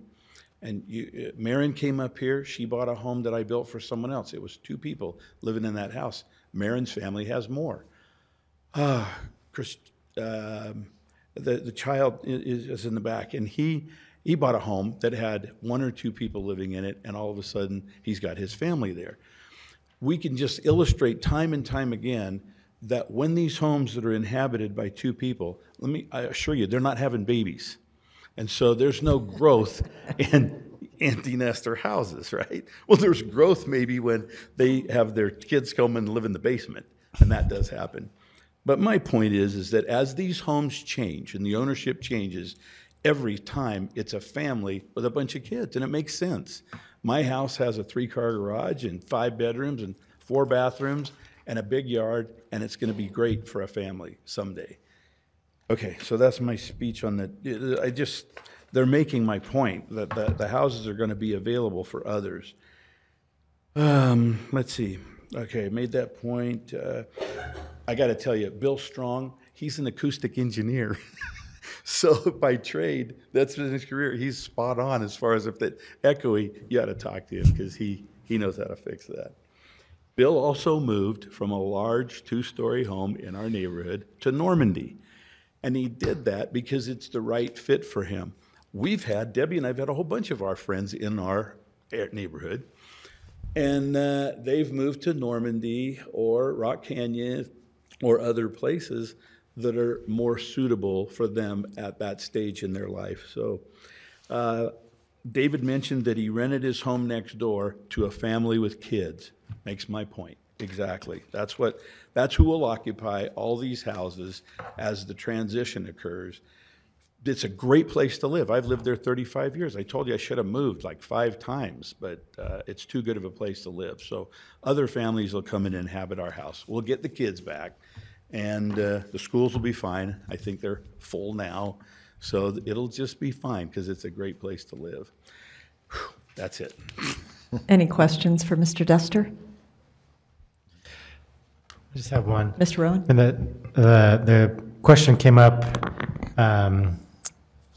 a few times during the public comment about why. I mean, I know you've addressed this from the angle that you just addressed in terms of when people are empty nesters, they may want to move. They can move into these kind of places. But we've heard from several people about the density of this type of housing in this particular neighborhood in relationship to other housing. What is your response to that? Why do we need more of this type of housing? And perhaps as the has been insinuated, are there economic reasons for why this type of housing? In other words, several people said, why can't we just have the same? What's the problem with just building the same? Does the market suggest that we need more of this type of housing? Many people feel like it's already that there's plenty of that type of housing and not enough for the single families. What is your experience in this industry told you? And then the second thing that I don't know that you can address, but that came up several times, is the property value question. And again, from someone who's had experience in that industry, what's your response to those? So to those two things. A couple of things. If we were building a conventional subdivision, you get about 3.5 to 4 lots, depending on the efficiency of the subdivision. The density of an R110 subdivision is probably 3.5 to 4 lots. In R110, 3.5, maybe in R18, 4. That's what you can get a yield from a nice square piece of property. Now, this is 5. It's just not high density. It's not adding that many more homes. And I'm going to repeat, it's adding any small amount of extra density to a collector road. It's the exact location. My question wasn't about that density. My question was about the density of this type of home in this neighborhood. People say we already have 200 plus of this type of home. Yeah, you were asking about whether we need this type of home. Right. That was early on, and I forgot that question. Let me illustrate. Debbie looked up in Normandy, one house is sold one was on the MLS. It's in 2016. It was on the MLS for 1 month and sold. And there isn't any others. There's not a high turnover because if you can get one in Normandy, you stay there. And I believe that's probably the exact same thing in Rock Canyon. I just can't speak to it. But there's not a high turnover. And frankly, whether it's a single-family home in our neighborhood or I don't understand really why that house that Carlos has across the street isn't sold. It's a great house.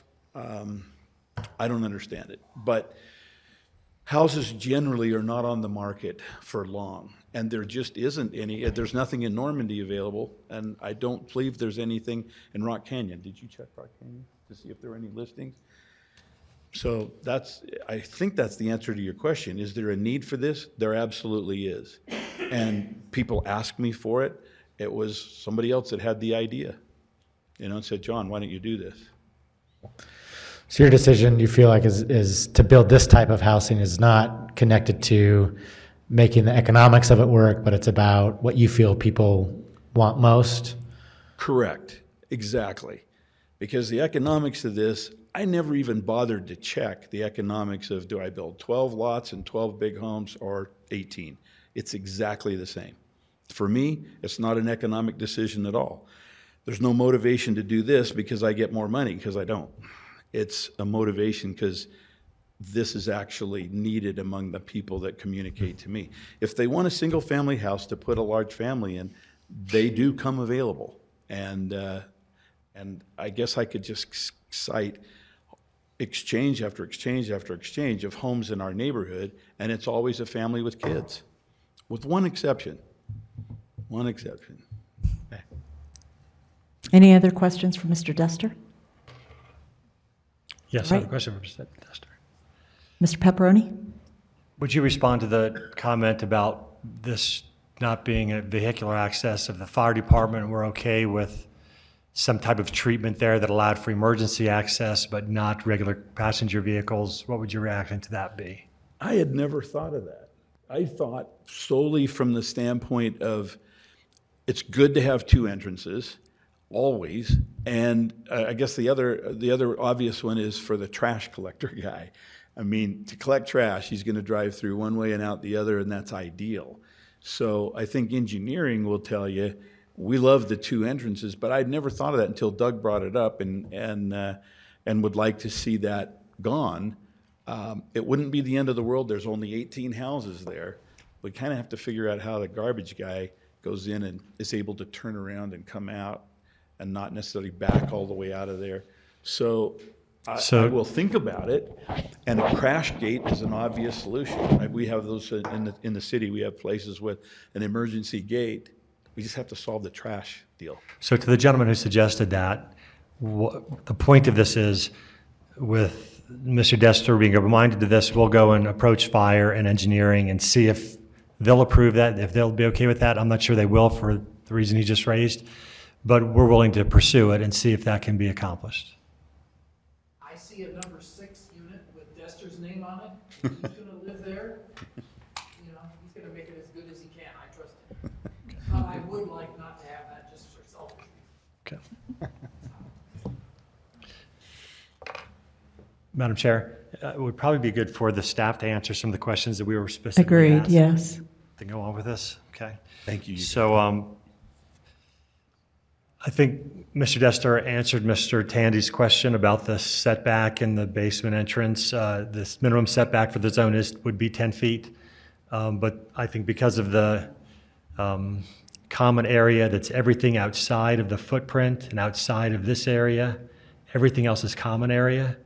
So to be able to put in a staircase, you'd have to have the signature of everyone in the development to do that, which would make it very hard to do.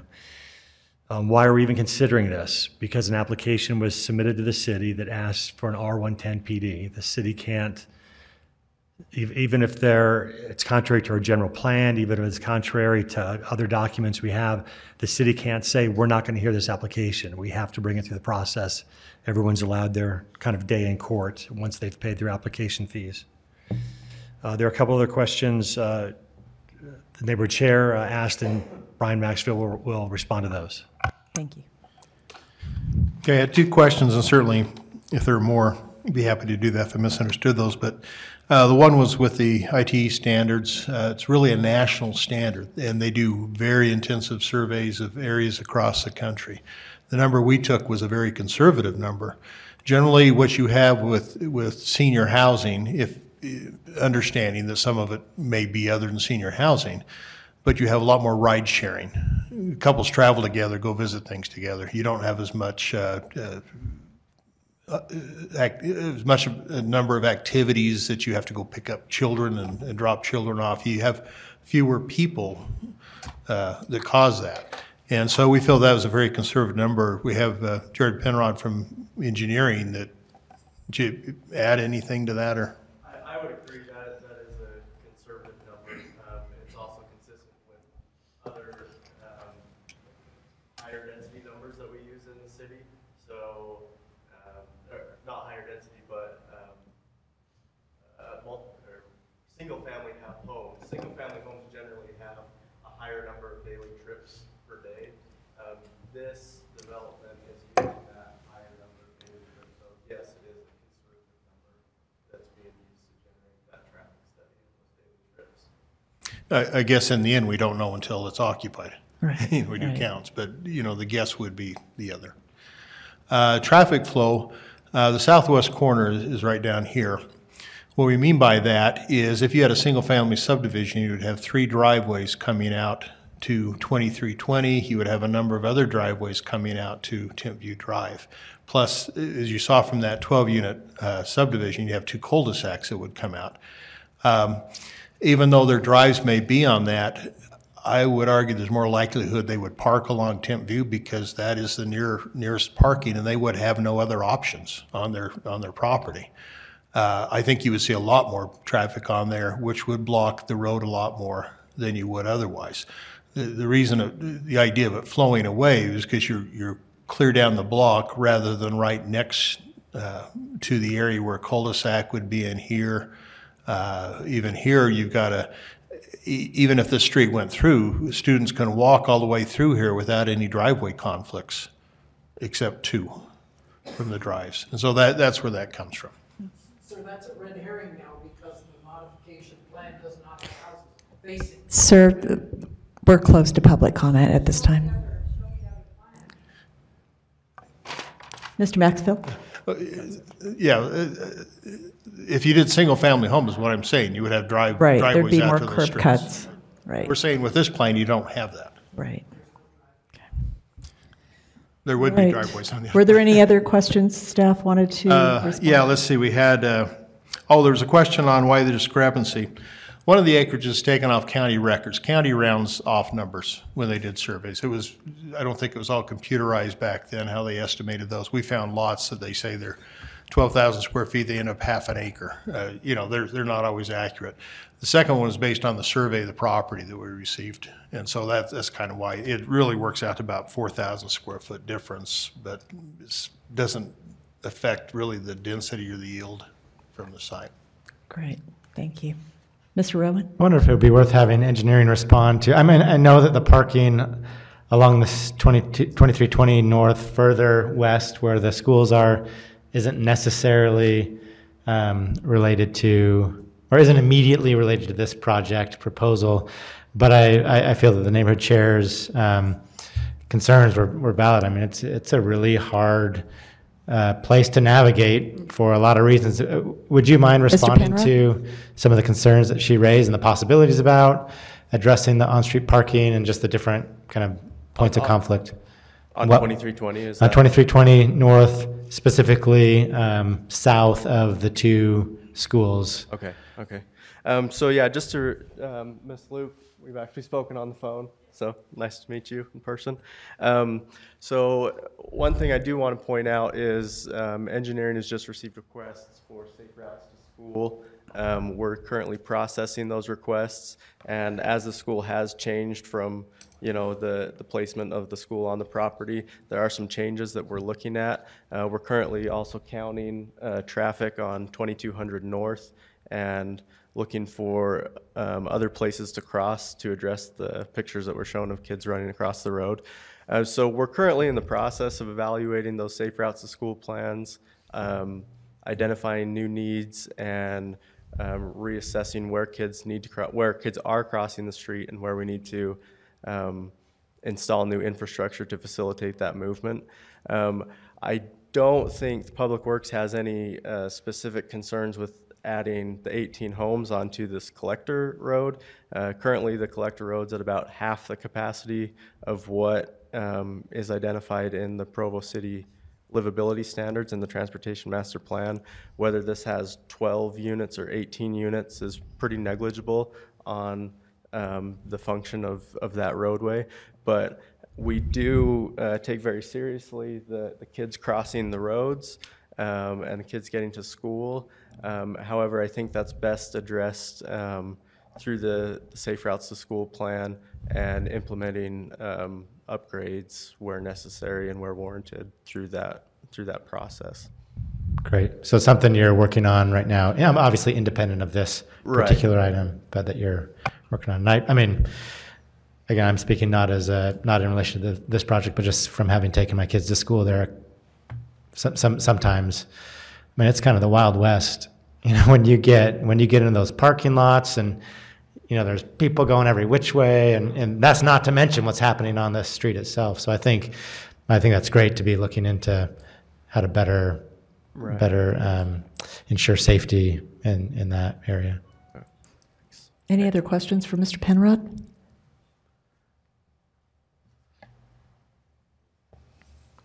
All right, thank you. All right, at this time, I will turn it back over to the commissioners for discussion. And Ms. Ellsworth? Yeah, overall, I really like this development. What I like about it is the flexibility it provides, because it's not specifically a retirement community. You could see young professionals here, you could see families here.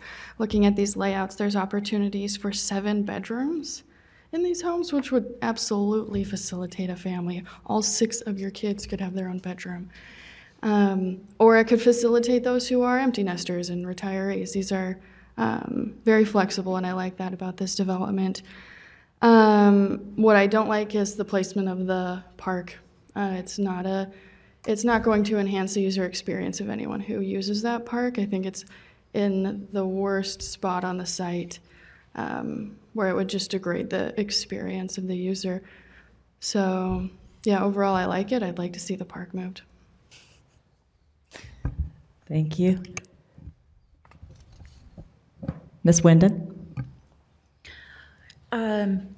I agree with Ms. Ellsworth in that I also like this plan, like this project. I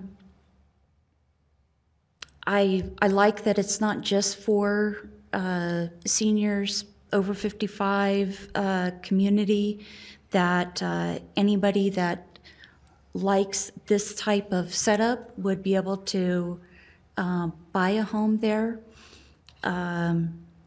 One thing that occurred to me that nobody mentioned was there is the opportunity for increased sociality with this type of setup.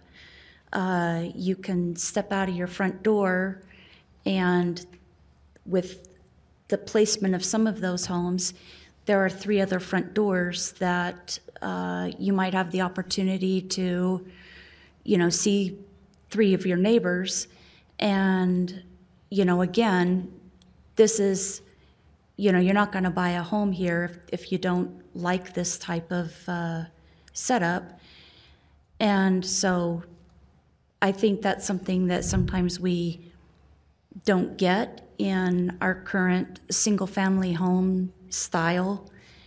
We get home from work or school or wherever it is we're during the day. Even if we're moms, we're busy with our kids, and usually we're get home and we just kind of stay there, and we're not as in touch with our neighborhood as maybe we would like to be. And I think this kind of would bring those neighbors together a little bit more. And also for those that don't have the ability to do yard work, don't have the inclination to do yard work, they can still enjoy having green space around them, but it's included in the HOA fees and they don't have to worry about it. I don't think that it adds that much density to the neighborhood. And I was especially, I noticed with Mr. Strong that he said he used to live in a single-family home in the neighborhood and then moved to Normandy. And I think that that is very important and something that a lot of our neighborhoods in Provo do not offer. There's not many neighborhoods that offer the opportunity to move out of your single-family home and move into another, whether you're downsizing or whatever, move into another apartment, condo, townhome, attached home in your neighborhood, where you've made a lot of friends and connections, and I see that being a good thing for this neighborhood. I would like to see more of this type of thing in other parts of Provo. Thank you. Ms. Rowan? I'll just say a few things. I just want to, first of all, praise the residents who've spoken, the community who's spoken for their civility. I think a lot of that probably has to do with the fact that the developer who's proposing this project is someone you know, and we've heard lots of people talk about their respect for Mr. Dester. But this kind of issue has been handled differently in different neighborhoods with, I think, sometimes a little bit less civility. So thank you for that. I've really enjoyed hearing from people tonight. And I feel like a lot of the issues that have been raised are valid ones. You know, you're the ones that live in the neighborhood and have the concerns and anxieties that you have. Like others on the Planning Commission and perhaps like the staff has articulated, and to some degree Mr. Dester, I feel like some of those concerns I don't share kind of the intensity with you in terms of the parking. I tend to agree. It's hard to imagine people parking on 650 East on Timpview Drive, for example, just given the layout here. I don't find the traffic that this would contribute to the streets to be that problematic. Certainly, as Ms. Luke said, there would be more than there are now on a vacant property. I don't find that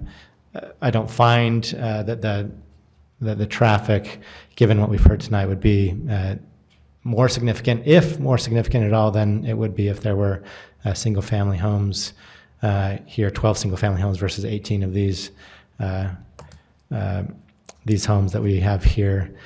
The thing that I do feel is the most, the concern that I feel has the most validity to it is the density of this type of housing in this particular neighborhood. I think that's a valid concern to share, especially in relationship to other nearby neighborhoods. So I think that that's a valid concern. I'm not sure how to wrestle with that in my mind. I mean, there's not that many empty properties in other neighborhoods. In my neighborhood, there's nothing like this. I don't know what there is like this in Edgemont. There's just not that much land left to build on in our neighborhood. And so where do we put these homes that are perhaps slightly more dense than a single-family home in this case, by 6 additional housing units? I don't know. I think it's fair to ask that we distribute these throughout the city, but that's a hard thing when there's not land to build on in the city. So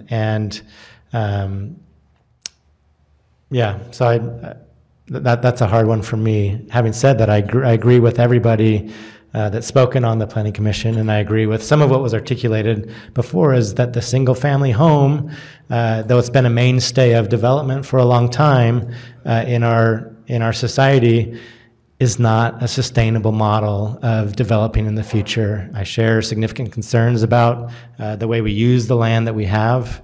I think it's responsible environmentally, economically, to build in a different way than we've been building. And so for that reason, I really like this model. I really am committed also to the model of being able to age in place and to be able to, at different times of your life, stay in the same community, but move to a different type of housing product. I think that's really smart. I understand that there's other options for this to do that here, but it sounds like those needs might still exceed what's available, and I like that possibility here, and wish that my neighborhood had more options like this, so that I could age in place where I want to do that when I got to that time in my life. I think that's all I'll say. Thank you.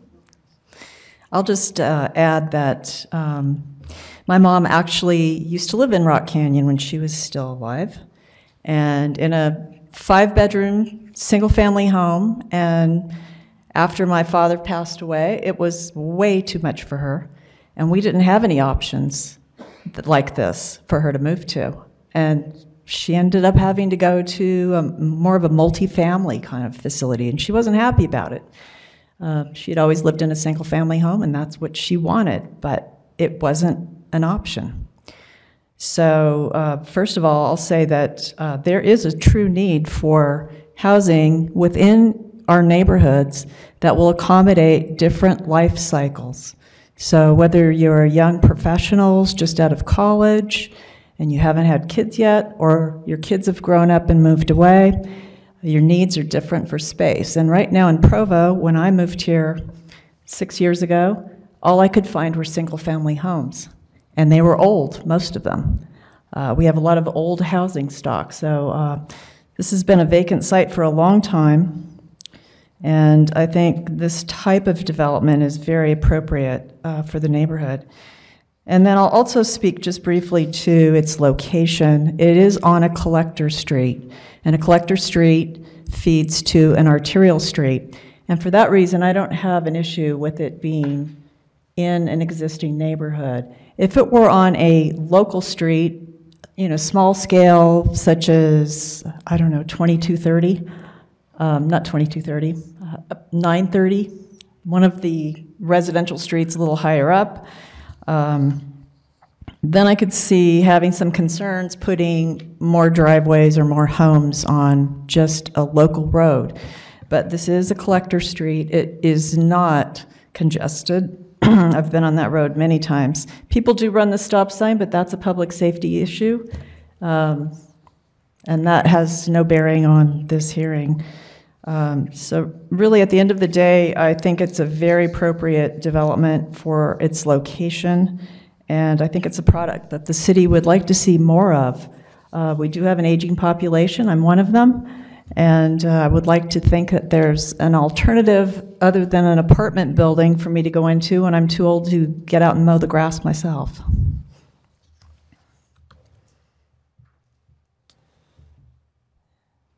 So do we have any further discussion, motions?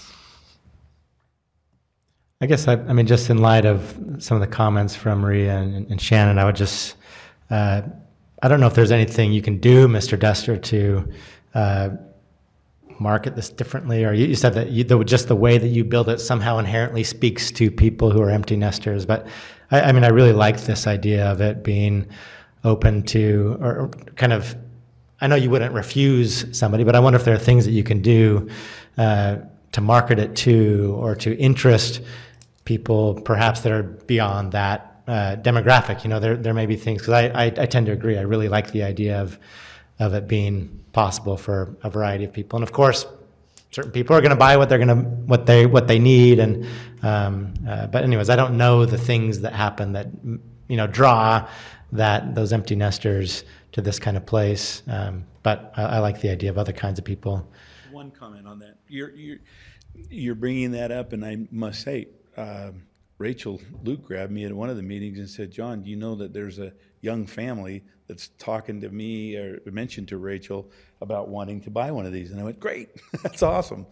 And I mentioned that all three of my daughters lived in the one it's a duplicate of this in American Fork. And so it does work for a certain stage. It was just right. But when their kids grew up a little bit bigger, they needed a yard. So then they moved and somebody else moved in. But well, the great thing about this is they've got a yard across the street. Well, you see, that's the a interesting huge yard. And you could have somebody look at this and say, yeah, that's what I'm talking about. This not this park, but the school. The school. Yeah. So yeah, it may be that it is a truly great neighborhood to live in, and it's convenient to a lot of awesome things. BYU and the MTC, and my office is 3 minutes from here. So I like living there, and a lot of people do, and that could bring other kinds of people. You know, Shannon mentioned busy professionals. Yeah, absolutely. That's what we got in American Fork. There were couples, and they just said, "This is perfect." So it does appeal to a wide range of people. Yeah. I think part of that appeal for families, as many people have stated, you know, they'd like to see this be a very family-centric development. I struggle to see parents letting their kids play in a park that is on a collector like 650 East. I think that's what makes it uncomfortable, that position right there, is because it's next to these two significant roads, and it's uncomfortable for, I think, any age to, you know, interact with that kind of space with that proximity to the roadways. So even if there's a fence there? Yeah, it does have a fence. I mean, I don't know. I think maybe. I think it's kind of uncomfortable, but if that's just me, maybe I can't imagine it to scale in my mind, and it's bigger than it looks, and so there is less, you know, proximity to the road. But I don't know. Do you think it's comfortable for kids? Yeah, to me, the fake thing about 10,000 square foot lots, 8,000, 10,000 square foot lots is we're crazy about fences here. So everyone puts up fences that blocks off the backyards, right? By the time you do that, there's not enough room to throw a ball with your kid. Right. Right. So I've raised 5 kids, and I even when they were very little, I would have rather lived in this, where I've got room to go throw a ball with my kid, than try to do it in our backyard where there's not room to do that. So I prefer the cluster of homes where there's usable open space to backyards where it's private backyard, but it's not usable for much of anything. I agree with that. It's just the location. I mean, do you think that this is the best place for that park, or would it be better situated more comfortably for the users, not the vehicles driving by in some other location on the lot? Well, also it provides some insulation from noise on the street, Mm-hmm. and you know that's important, you know, for you know, if my parents were living there, you know, they take naps during the day.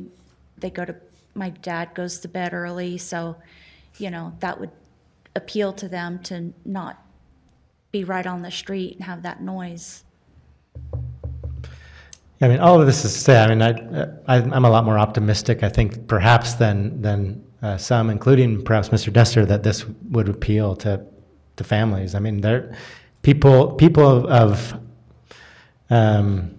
maybe not even my generation, but the generation below me are used, you know, we just don't require as much space, and I'd rather have someone else taking care of my space. If I can move into a place where someone's going to mow the yard at the school across the street, I have no problem. And I would have no problem sending my kids across the street, you know, across the crosswalk to play in the yard. So I'm optimistic that this would appeal to more families perhaps than some of the other identical projects would, in very different contexts. I mean, I think that you're going to get perhaps a higher percentage of families here for a lot of the reasons that have just been mentioned than you might elsewhere. So I don't think all hope is lost of having no families here. But of course, that's all speculation, and we don't know who's going to buy these units. Commissioners? I'll make a motion. Ms. Ellsworth? Let's see here. I move that we recommend for approval to the City Council the Georgetown Development request for a PD performance development overlay zone for 3.7 acres of property located at 2400 North and 650 East. Let's see. Do I need to add anything to that? I think you just read the rest of the... Okay. Could I ask a question on that? Yeah. This is a concept plan. If the zone is approved, would you like the project plan to come back to you, or are you comfortable with staff approving it based on the parameters that are established here? Would that be with item 1 or 2? It'd be the project plan. Item 2. Item 2, Item two, okay. I'm sorry. Okay. Okay, we'll do that. The only difference is he's taking out 2 of the houses, right, from what we've got here. Right, in front item of 1 us. is just for PD. the Yeah. zoning.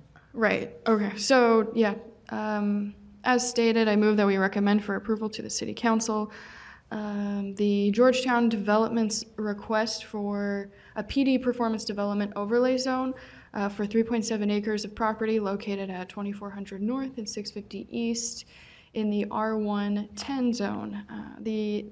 Including the overlay, including the approval, yeah, is that right? The approval of the overlay would facilitate the development of 4 unit and 1 2-unit clusters of attached single-family dwellings within the planned development. So it'd be 4 4-unit. That's what I said, 4 4-unit and 1 2-unit. That's correct. I'll second. Seconded by Ms. Wyndon. All those in favor of forwarding a positive recommendation on item 1 to Municipal Council? Aye. Aye. Any opposed?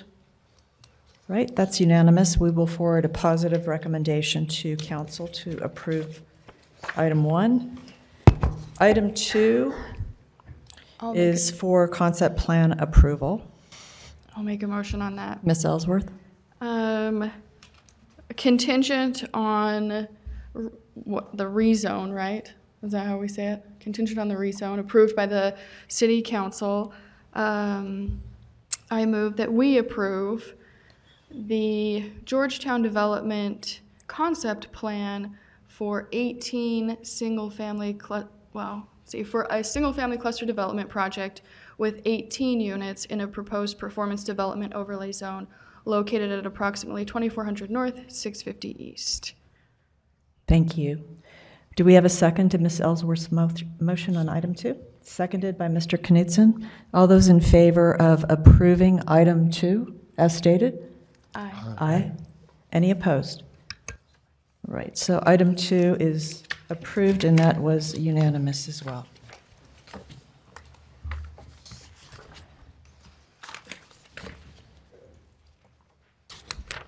Thank you, you guys. guys for your time.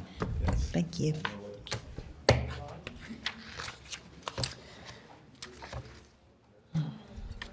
I think we are going to take a brief 5-minute What's that? break, so we'll resume at 8:15. Misquote me.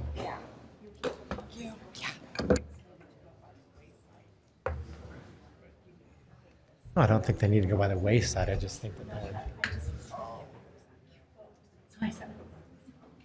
Sure, what are you quoting me in? No, but what will you be quoting me in? Are you summarizing the meeting for neighbors? Okay.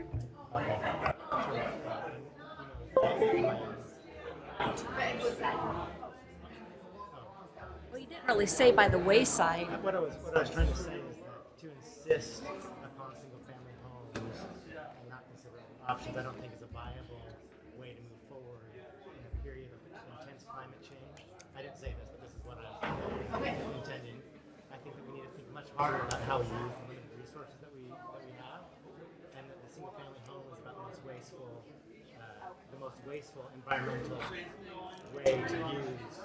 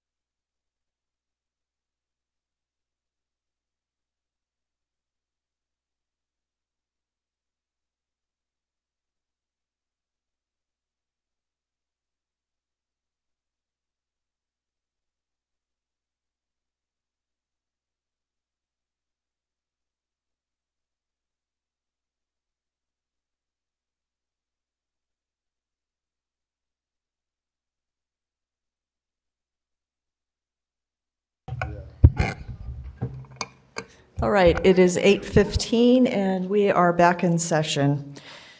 Our next three items we will read in together. They're all related.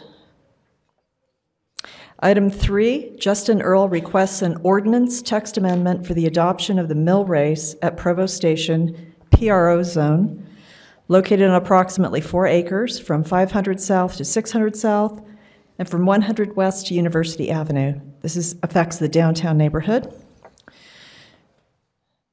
Item 4, Justin Earl requests a zone change from ITOD to mill race at Provo Station Pro Zone, located on approximately 4 acres from 500 South to 600 South and from 100 West to University Avenue in the downtown neighborhood. And item 5, Justin Earl requests pro-zone approval for a mixed-use development on approximately 4 acres located from 500 South to 600 South and from 100 West to University Avenue in the downtown neighborhood. And Mr. Ardmore will present all 3 items. Okay, thank you. So I'll just briefly go over the first one. Item 3 is the text amendment to get the new zone adopted. I put in slides of the language, but it's a lot to read on this kind of format. You all have it in your staff reports. Basically, where the applicant is in the, let me just skip some slides here. The applicant is currently in the ITOD zone. The reason for this pro zone mainly is with the restriction on building height and also with minimum unit size. So addressing those issues, he wanted to go a little higher than the ITOD would allow. The average unit size is a little lower than the ITOD would allow. And he's also added some very specific design regulations to the pro zone that he's put forward that complement his project. So that coming first, that's the language that would be adopted to get these other things moving. But to specifically talk about the zone map amendment, which would be applying that zone just to this block here. So the pro zone would just be applied to that block between 5th South, 6th South, University, and 1st West. And what that zone would enable is this project.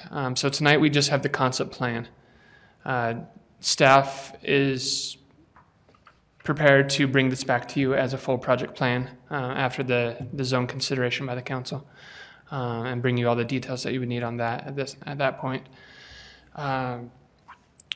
Just to highlight a few things on what's being proposed. You see here on the site plan, facing University Avenue, which is partially obstructed by the viaduct, would be a parking deck.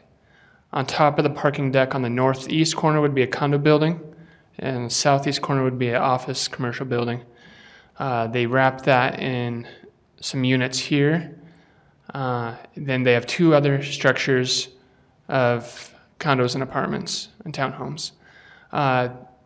This would be a phased project. The first phase would include the parking deck and the condo building. As far as the zone change goes, staff's recommending approval. Essentially is very similar to the ITOD zone, so it still meets that general plan. Over here on the right is the general plan of TOD. So it's still meeting the goals and objectives of the TOD development. You can see some renderings here. So this is the office building, 8 stories on top of a 4-story parking deck. This is the condo building, and then the later buildings that would come in future phases. Staff has recommended approval on all these items for a number of reasons. This type of housing, this variety of housing is badly needed downtown. You've seen apartment projects going up, but this specific development offers condos, townhomes, apartments, variety of sizes, variety of floor plans, and some needed office and commercial in the downtown area. I think staff thinks this is a good location for this type of development. It's a gateway into our downtown as you're coming up University. It's directly across from the commuter station here. That brings me to another advantage of this development is it would open up pedestrian traffic. So the city has received funding partially to create a pedestrian bridge over 6 South from the commuter station. Having this building here provides a great landing spot for that. Brings the pedestrians over and down to First West, which is becoming more of a pedestrian corridor to the downtown. In addition to that, I don't know if we can see it in these renderings, but the project proposes a bridge to the viaduct here, which would be very helpful for commuters going to this office building or residents of the building. Let's see if there's anything I wanted to cover. On one hand, it's a little bit ahead of the curve by having such tall buildings this far from downtown.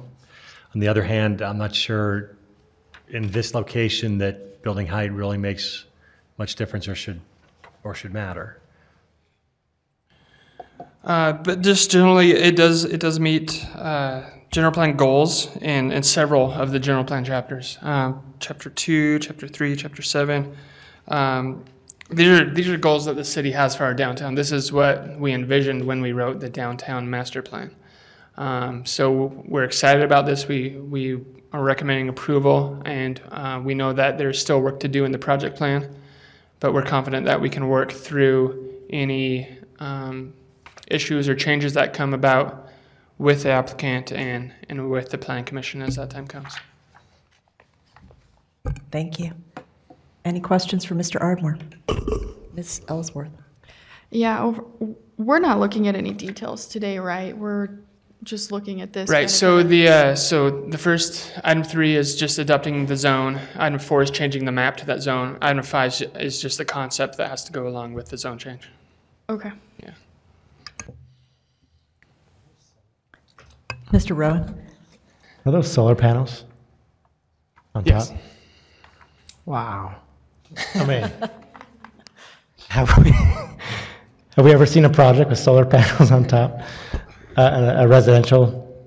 I mean, it's about time. It's just mind-boggling that we haven't seen more of these. So, Ms. Wendon, did you have a 3 question? cheers for that. I realize that this is just the concept plan, but will there be residential? Commercial?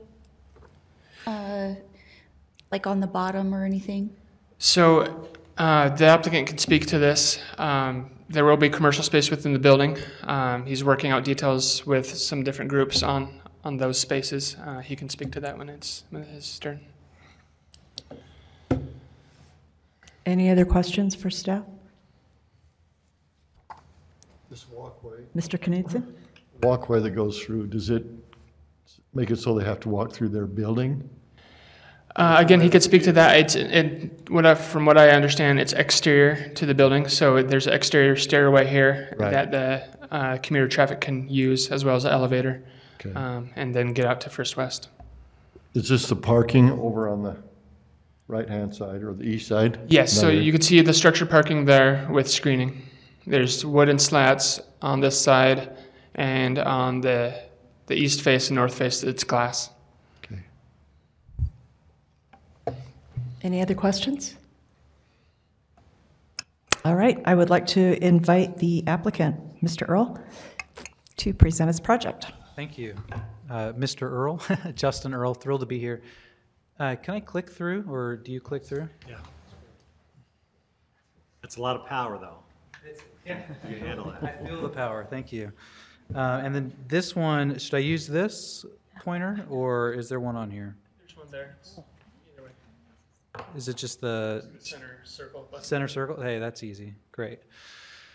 Well, I'm Justin Earl with JB Earl Company, and I'm thrilled to be here. I've been working on this project for nearly a year now, so I'm happy to finally enter the official public process to bring this to the city. The project team, we're quite thrilled with our partners on the project. The architect team is out of New York. Michael Conroe and Hillary Gregory, they're an accomplished team. I've done 2 projects with them in New York, and I'm working on 4 projects with them here in Utah.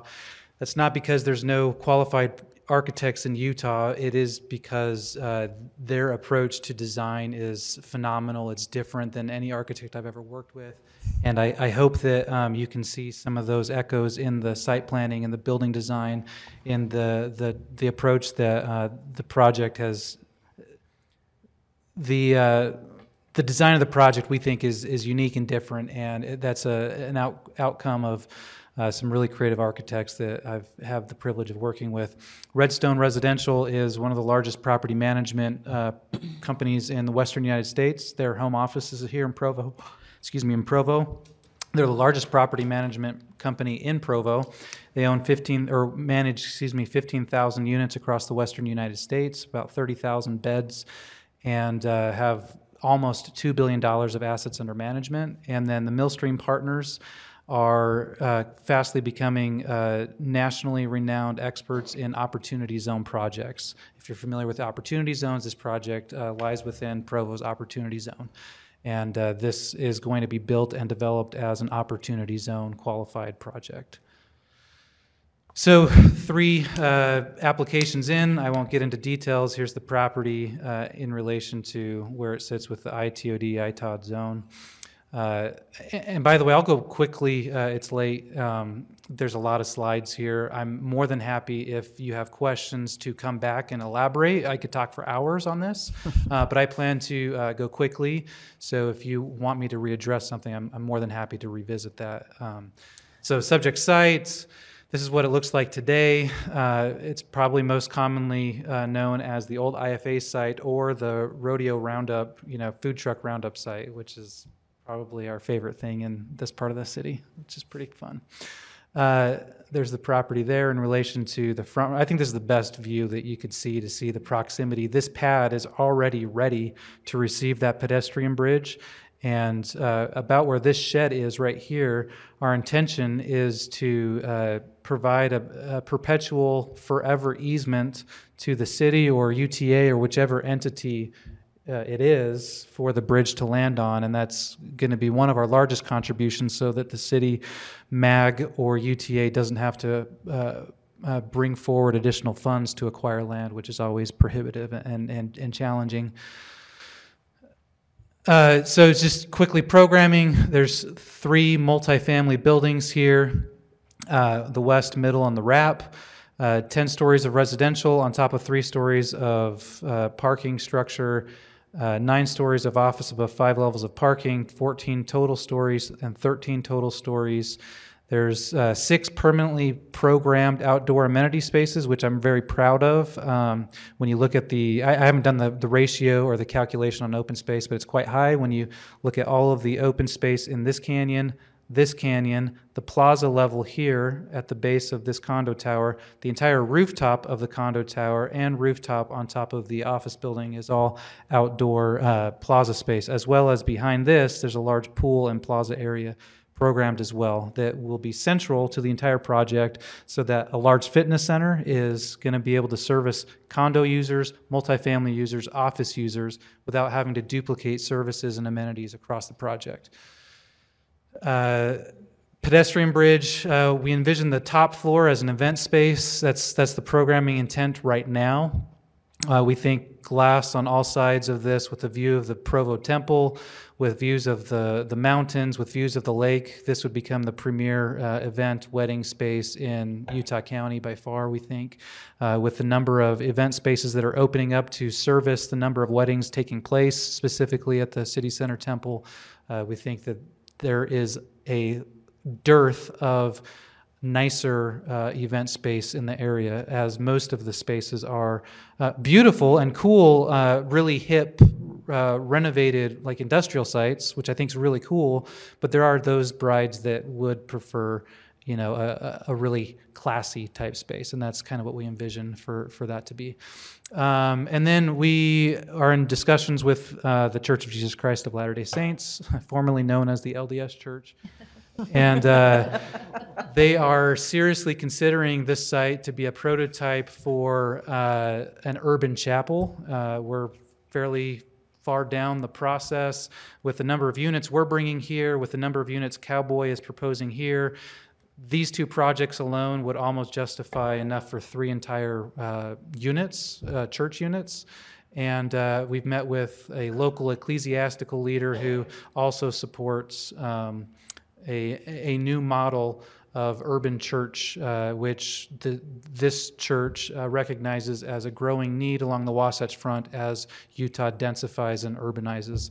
This is something that they're going to look at Daybreak and Salt Lake City and most other transit-oriented sites that have high density. They can't do 5 acres everywhere, so that's something that we're exploring. We've had a couple meetings with people doing property acquisition for the church, for more church space, and have talked to them about this type of model and how we really would not like to have their suburban model in this type of area. So they have acted open-minded in the past doing exactly this. It's not guaranteed yet, so if you approve it based on that, I don't want you to be upset if in a few years it doesn't happen. We've been told that this might have to go all the way up to at least the presiding bishopric level and maybe even higher. And if you think government works slow, I mean, this is like bureaucracy, so it's going to take some time, but all indications are favorable right now, so that's exciting. And we're planning a percentage of workforce type units. We're not going to call it government administered low-income housing. It's going to be privately administered, but we do plan to have a percentage of 70% AMI units in the project. So we're meeting the City Council's resolution that they put forward in January of more affordable inclusionary housing. Again, amenity space, you know, a large hot tub on top of the condo tower with a large kind of clubhouse on top, event space, urban chapel, pool area for the project, fitness center back behind it. These are bridges that connect the project.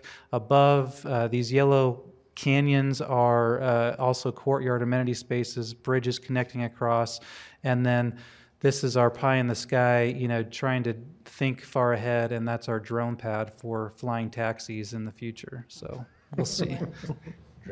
I mean, seriously, we are thinking about that. If you sat here and said in 5 years there's you're crazy, I'll say you're probably right. But if you try to tell me that won't happen in 30 years, I'll tell you you're crazy, because that building's going to be here for 80 years, and if you don't plan ahead for it, that's an expensive retrofit to structurally make that possible. So we're thinking about that, and yes, this is solar. It won't look quite as beautiful as this because we do have condensing units and vent pipes and things of that nature. But we actually just had a lunch today with the solar provider looking to put, I think, 500 kilowatts on the roof, which is pretty amazing.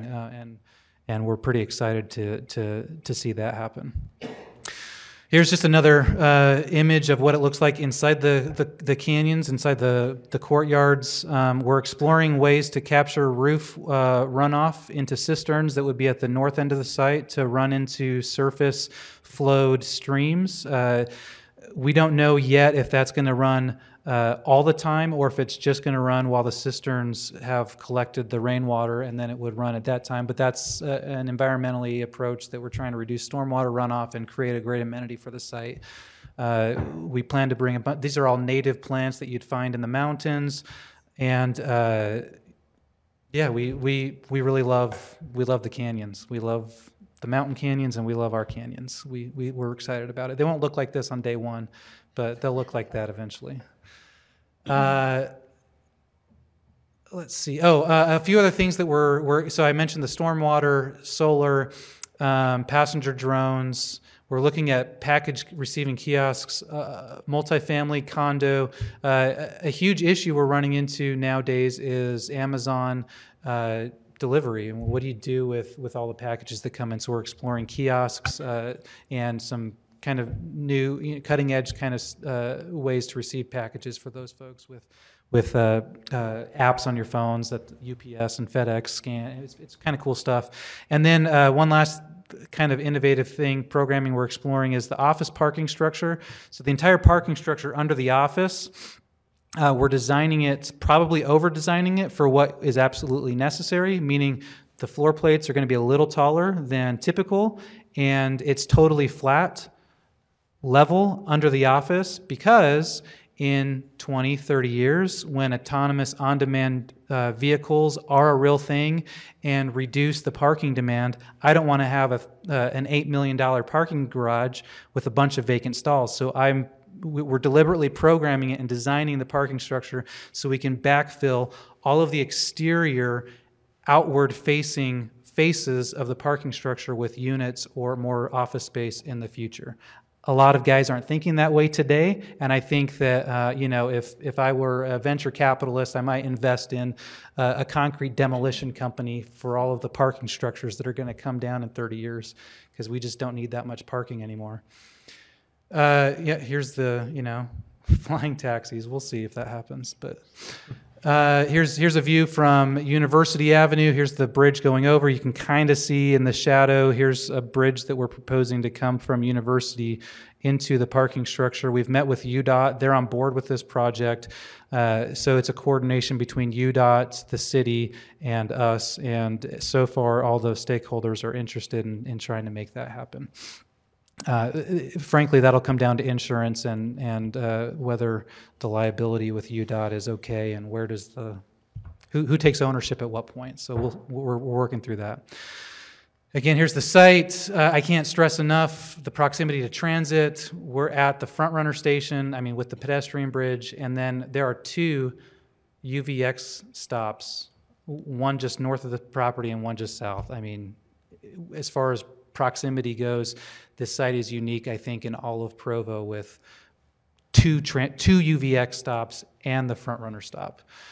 And here's, in working with UTA, these are the bridge designs that they're looking at UVU and also considering using at this bridge location. So these would likely look much like this, which we're thrilled about because it kind of is in harmony with some of our shapes on our building, with the undulating roof line, which we quite like and we weren't planning on it matching so well. I bring this up because I've only had one person have a negative reaction to the project in almost a year of working on it, and it wasn't a negative reaction. He just said, "I challenge you to show me one site in all of Provo with this kind of density and this kind of land usage." And on the phone with this gentleman, I said, well, I can't do that. But as I hung up and had time to think about it, I said, well, of course I can't do that because there's no other site in Provo like this. There are lots of sites like this on North Temple and at Gallivan Plaza and North Temple and Sandy Civic Center. There's a lot of sites in Utah that I could look to and say, yeah, this has been done. And it works because of transit and because let's take advantage of these of transit-oriented developments. But in Provo, no, you're not going to find another project like this. Here's just some images of this. I won't spend much time on this, but again, these are precedent images showing heavy, dense projects in proximity to transit, and it's worked and it's beautiful in those locations, and it can work here, and we think it will. Aaron mentioned this is a gateway site, so gateway. The intention of the general plan, Provo Downtown Master Plan, is to provide a visual statement and establish a sense of arrival is what the gateways are all about. We think we're trying to accommodate that. Additionally, this is the residential corridor, 100 West. And the intent there is a prime location for high-density residential corridor. Mixed-use developments will complement this corridor as well, permitted for up to 6 stories, and future demand may call for additional building height in years to come. I think the master plan was anticipating this type of a project. We've sought stakeholders. We met with UTA multiple times, Mountain Land Association of Governments, UDOT, the Church of Jesus Christ of Latter-day Saints, local religious leaders, neighborhood chair people, neighboring property owners. Some of them are here today. At one point they were in favor. I hope they still are. I guess we'll find out. But there are several property owners adjacent that have vocalized support for the project. Downtown Business Alliance presented to them and received largely great feedback. I've reached out to the artist community. What you can't see very well on these images is we anticipate, well, you can see here, these building facades we intend to donate to the artist community to have large-scale murals that can be put up on the sides of the buildings. And you can kind of, I mean, you can't see it at all actually, but if you look really closely on like a high-quality image on your computer, that's a smiley face. There's like some flowers here. There's like some kayaks right here. And so there's a few murals painted on there. So we've reached out to the artist community. RDA, Economic Development, Planning Department, Fire, Public Works Engineering, the City Council. We've met with them already on 2 different occasions. We've met with the mayor twice and sought feedback and have adjusted plans with each meeting to accommodate feedback that we've received. I won't take the time to show this unless you ask for it later. I'd love to show you this. We spent time, this is a video, it's about 2.5 minutes long, I think, and it's a time lapse of how we've built all of our units in real life in full scale so that we could walk around the units and feel what they feel like, where the walls are. The city council joined us, Aaron joined us, and had the experience of seeing what, and this was important to us because we're asking for a smaller average unit size. So we wanted the council, the planning department to see what do these units feel like? Does it feel cramped? Are these units too small? And largely, we had a very positive reaction. Oh, sorry, I wasn't going to do this. Again, if you want to see it, I'll be happy to show that. You can email it to us. I think you've got it on your computer, so yeah, I'm happy to do that. So this is some photos of what, I mean, we've staged it full on with furniture, cabinetry, countertop, refrigerators, microwaves, islands, potted plants. I mean, you know, the whole thing. And what this enables us to do is to make change. This is the architect team. We had 5 architects out from New York. They flew out for 10 days to do this exercise. It allows for real-time changes in the field when we build a unit and it doesn't feel right. And that's what happened with this particular unit. We spent 3 months designing this. We thought it was fantastic. And we built it and we like barfed all over it. So we changed it about 9 times in the space, and it turned into a really phenomenal unit. This was the one of the 1-bedroom units that you guys were able to walk through. As mentioned, we plan to phase this. There's a multifamily building in the middle and the wrap buildings. We anticipate to be phase 1A, and phase 1B would be the residential condo tower. Largely overlapping is our plan, so phase 1 multifamily with the condo. Phase 2, spring 2022 to 2024 is the office tower and the remaining parking structure. So as soon as the multifamily and condo are built and stabilized, we'd want to roll right into phase 2. And we want to overlap phase 3 with the construction of the phase 2 office so that the whole site's developed as quickly as possible. We don't want to wait on it. And then this was just a surprise. I learned just today, actually, that there are Facebook comments on some kind of Provo development Facebook group. We've already had 130 comments in 6 days, and wow, I actually like this. Me too. I think it fits the area. I completely agree. You know, there's some really cool comments on here. We can read these later. Largely, well, actually, 129 are positive.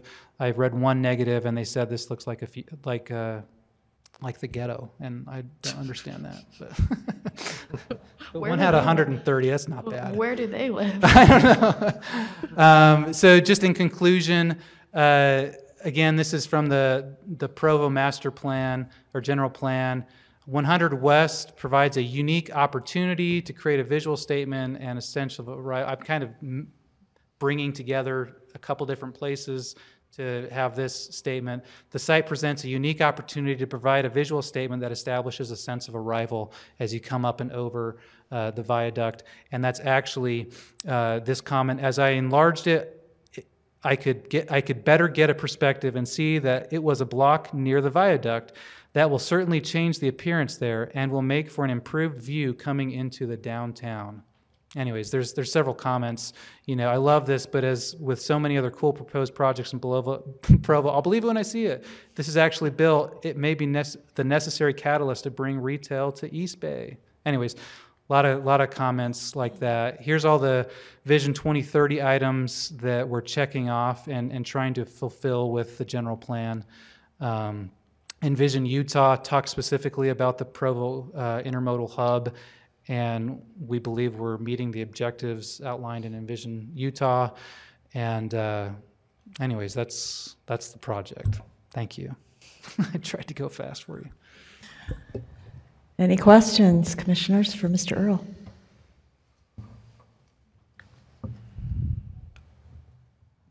Thank you.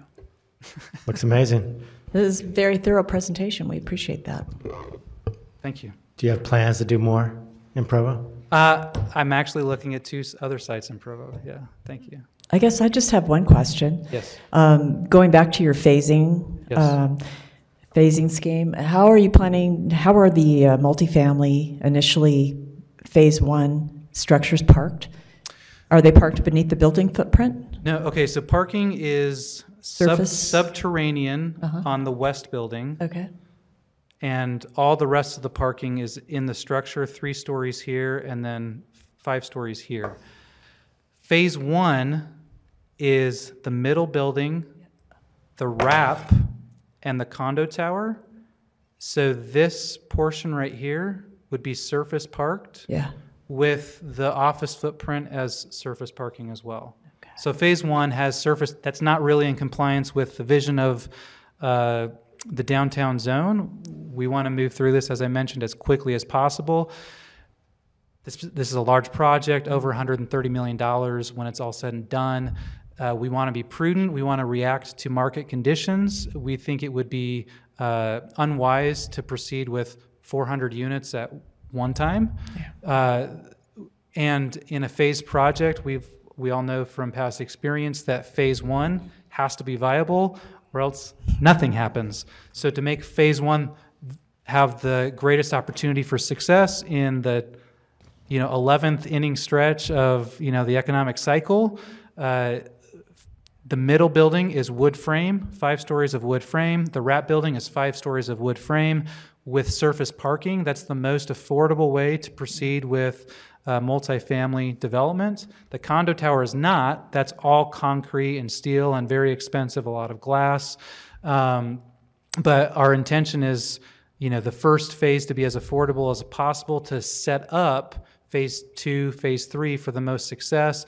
It will bring up the taxable base in the area and hopefully help contribute to a potential TIF with the RDA to help pay for some of the parking as well. So we've put a lot of thought into the phasing, and if the city can work with us on having more surface parking than desired in this zone for a couple of years, we think it will set up the project for 100 years of success as we go through the phases. Great. Thank you. You're welcome. Ms. Winton? Ms. Ellsworth, sorry. That's okay. What is the ownership structure intended to be? Will it be condominiumized or like owned by one corporation and managed and rented, or what would that look like? The intention is for this structure to be condominiumized. These are condos, and you spoke about different life cycles have different needs and wants.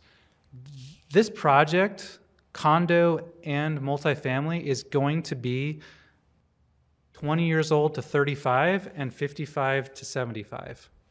We're going to miss 20 years there between 35 and 55 because they're going to go live next to Rock Canyon and next to the school the last project talked about.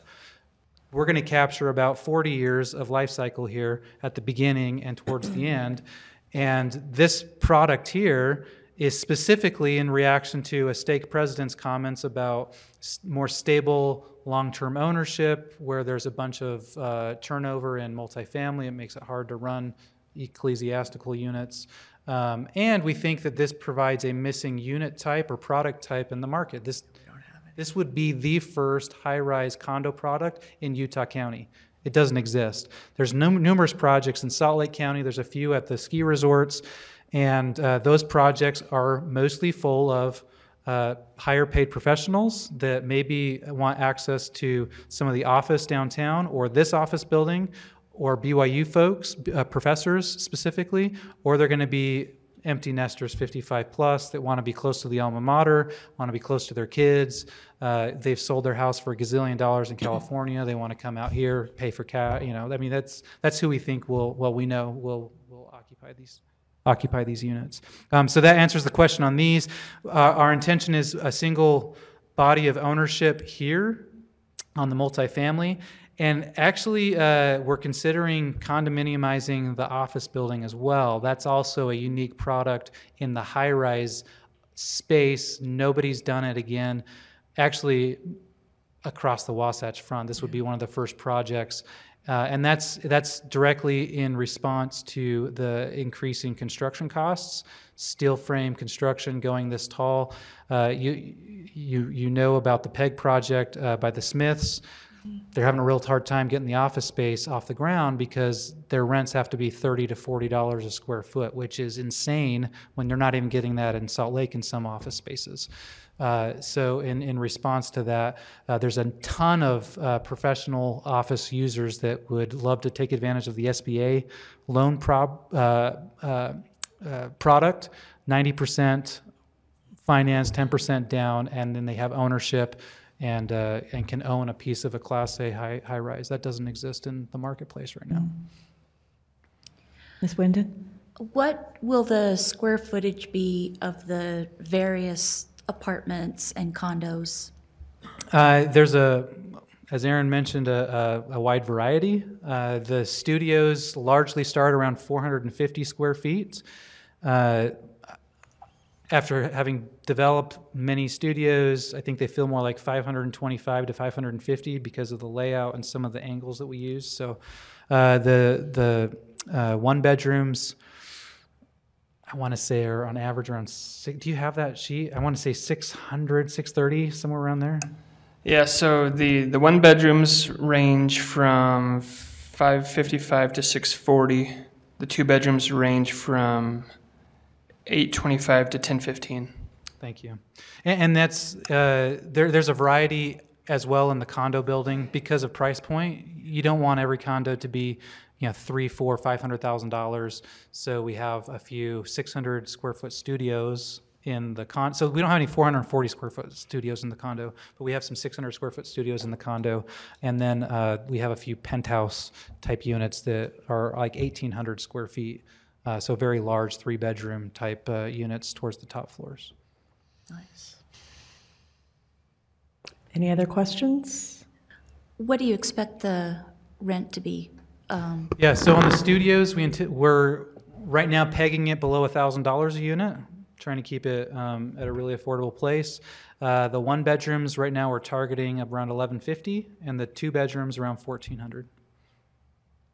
So kind of pegging towards the newer construction market. It's in line with the 200 City View and the Aston at University Mall.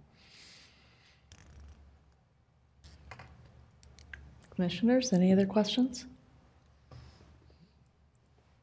All right, thank you. You're welcome. All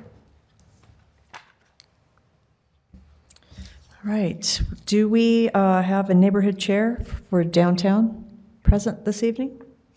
Any other neighborhood chairs who would like to speak to these three items? Seeing none, I will open it up to public comment. Any members of the public who would like to speak to items 3, 4, and 5? And please state your name and address for the record. Maybe I'll get that in there. Hi, my name is Chris Parker. I own the Startup Crossing building on the corner of Freedom and 5th, not too far from here. Freedom and 4th, or 6th, I should say. It seems that the applicant's asking for a couple variants in the new zone versus the original ITOD. And on the two that are brought up, I openly welcome this. We actually are constructing a project very much like this in downtown Salt Lake. I think the market and livability that you can gain in one of these style of projects is excellent, and is exactly what isn't going to be in other Utah Valley markets. Provo has the opportunity to be the urban hub of Utah Valley, and this sort of density and mix of uses really will help it become that, so that when it is competing with Lehigh, it has something that suburban experience simply can't have. I would suggest it actually is asking for one more variant from the ITOD zone in addition to density and unit size, and that's the overall architectural sensibilities of the zone. So the ITOD zone has architectural standards, whereas this particular zone doesn't have many, if any. The first 2 points in those architectural standards are the primary entrance every 50 feet, and the second one is essentially something to deal with how much glass you have on the main floor. the ITOD as it was conceived is a very walkable, very dense, very active community. And this, use a slide in the presentation? I feel like I should ask. This development does really well on that on a couple fronts, but on what we feel might be the most important street face in this district, it doesn't. So when we look, our group develops and is a community revitalization group that works in Ogden, Salt Lake, and Provo. And what's so unique about the startup district isn't that it's on University or that it's on Freedom, it's that it has this little street in the middle of it, which needs almost no vehicular traffic that can be an amazing pedestrian experience in Boulevard. This project does really well addressing, let's see if I can get a picture that shows it, this kind of arterial on the side. And it does really well in between buildings, as was stated in this kind of photograph. But if you look at its actual effect on the 100 West block face, it has an elevated parking structure that, from what I can tell, has virtually no room for any active use whatsoever. You basically would be walking by probably a prettier than straight concrete facade, but basically that. You would have the pedestrian experience who wasn't fortunate enough to live in one of these buildings would be very poor along this line.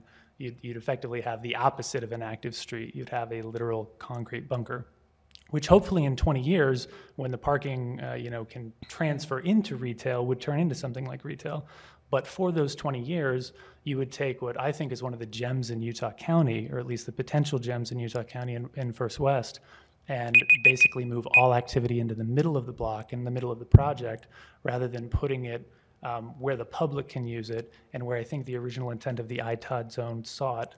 Can you point to where you're talking about? Right here. Okay. So this basically is residential elevated above a parking structure, and I believe it's a first floor parking structure. Is it fully down? Yeah, we've already had this discussion with Mr. Earl that this has to be active and walkable, and it can't be a parking structure. So. Okay. Well, from our standpoint, I mean, our principal concern is making sure that what could be a gem of a pedestrian corridor is preserved. So I would offer that when we're making a zone change, that if one of two things could happen. Either you could take the density requirements and the unit counts and simply amend the ITOD zone. So if we like it for this project, we could have all projects in the ITOD zone kind of move in this direction, which personally I think is a great idea. You've got a really rare transit center here that almost every other city in Utah would kill to have. Let's get some people there, let's get some activity there. Or if you do want to move it to this new zone, I would offer that adding a couple caveats just to make sure that this street, if for some reason this gentleman is hit by a bus tomorrow and this zone is in place, having something in the code itself that went ahead and made sure that this potentially really great area was protected, I think would be wise. One of the ways you could do that is simply amend the proposed zone to include the two architectural standards that are in the ITOD that aren't in this one. Not to interrupt you, but those are in there. So in the proposed zone language, it has to comply with the design standards of the downtown and ITOD zones. So it's in there. The one other one that I would perhaps suggest then is requiring that any street face on First West, which again really is the pedestrian way that you could most address, has at least 75% active use, at least 20 feet deep, which would effectively just. So that's all in the design standards. It's all in there. It's covered under the design standards. Yeah. Okay. And I apologize. In reading the code, I didn't see that specifically led. So is it in this group's opinion that the prior one that recently got changed could not have been built? Because there was a proposal a little while ago that basically had an elevated parking structure. And if that's there, I think we're fine. But I would definitely make it that code required someone to have at least 75% deep, public, accessible, active use on 100 West. And to the extent that is not there, I would maybe make a motion to just make sure that it was there or something to that effect. I think this is a great project. I really think it'll add a lot to the community. Hopefully we can make sure that it does that, not at the detriment to the pedestrian way, which really could be a special spot. Thank you. To that extent, I don't know if any of you have this. There was actually a a public-funded kind of design charrette done 4 or 5 years ago. I think many of you might be familiar with it. We are familiar with it. I was going to give a copy if not. Thanks so much. Thank you. Are there any other members of the public who would like to speak to these 3 items? And please state your name and address for the record. Chris is tall. Tom Taylor, 1094 East, 820 North. I own the Startup building directly across the street. We did meet and we saw a proposal that we really liked. It was nothing like this. And really this is, when we got the notice in the mail, it was the first time we had seen anything about this. I'm very concerned about the size. I'm really excited about the project overall. It scares me to death to hear that these buildings next to the street could go up to 200 square feet. What's the tallest building we have in Provo today? About that, 200 feet. It's huge. On a street like this, that would be massive. Having them over next to university, yeah, that's fine. So I like the project overall. I'm concerned about 100. The pictures that I've seen, you say it's been amended. We just haven't seen anything. We sent a representative down to the city to talk to you, and he came back with nothing. He said that there's no documentation. So I think from a community standpoint, there's been very little information, very little anything that we could see. So tonight's the first time we've seen a lot of this, which I'm not very happy about. I think that getting, the notion of making this a gateway project is fantastic. Getting the bridge to come across 600, wonderful. Having it drop down in a public space is great. The pictures which we saw on Facebook, which is the only other place I've seen anything about this, made it look like it was coming into the other building, which was not good from my standpoint. So I'm just concerned about sort of that profile. Are we trying to make 100 an arterial that's good for walking and interesting and a real gateway to the city? If we are, those canyons look fantastic. 100 West looks like a dump. It's just, it's a big, flat space. Not very interesting. So I think along the lines with what Chris was saying, much more active space down there on 100. It's it's a big concern. I think that it's a great project. I think it needs more tweaking along First West. Thank you. Just to give the Planning Commission some scale, that Utah Valley Medical Building, the tallest building there, is very close to 200 feet, right about 200 feet. The Courts Building, I think, is about 180, the new Courts Building. So just to give you some idea of scale. Thank you. Hello, my name's Anders Taylor. I'm Tom Taylor's son, so there's a little resemblance there, but I'm just across the street, work and live at the Startup building. Overall, very excited about the project. Really like the density, really like the mixed use. Very excited to have the concept of kind of those gateway spaces to the city and a nice welcome. And just would really love to see it. There's been a lot of talk previously, and also a recent streetscape change on 100 West that would make it really pedestrian friendly. Love to see that, and really get a nice tie-in from the front runner station down to Center Street, make it really walkable. And so love to see anything in this proposed zone that could help encourage that. Also, would just love to see this tie into the rest of the area. There's a lot of fun things going on in the area, lots of entrepreneurs, filmmakers, artists, and so having the new proposed zone, and it sounds like there are a lot of architectural pieces in the new zone, but making sure that it really ties in to the rest of the area and where we want the area to go. So yeah, that's my very excited about the project, and just want to make sure that 100 West is very walkable, active, and a great place for pedestrians. Thanks. Thank you, Mr. Taylor.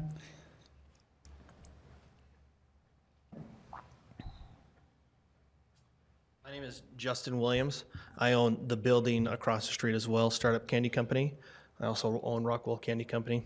And I just want to emphasize what these guys have said. I have been the only retailer on that block, even on that street, for many, many years. And so to maintain that, it's a little bias.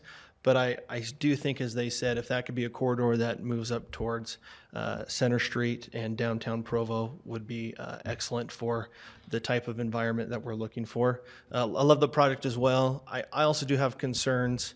The zone we're in right now is 100 feet on buildings. 200 seems extremely high.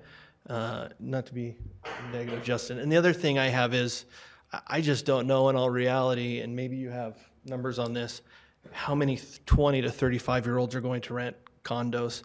As a former graduate of the college down here, you don't have the money to spend on $1,400, $1,200 on rent.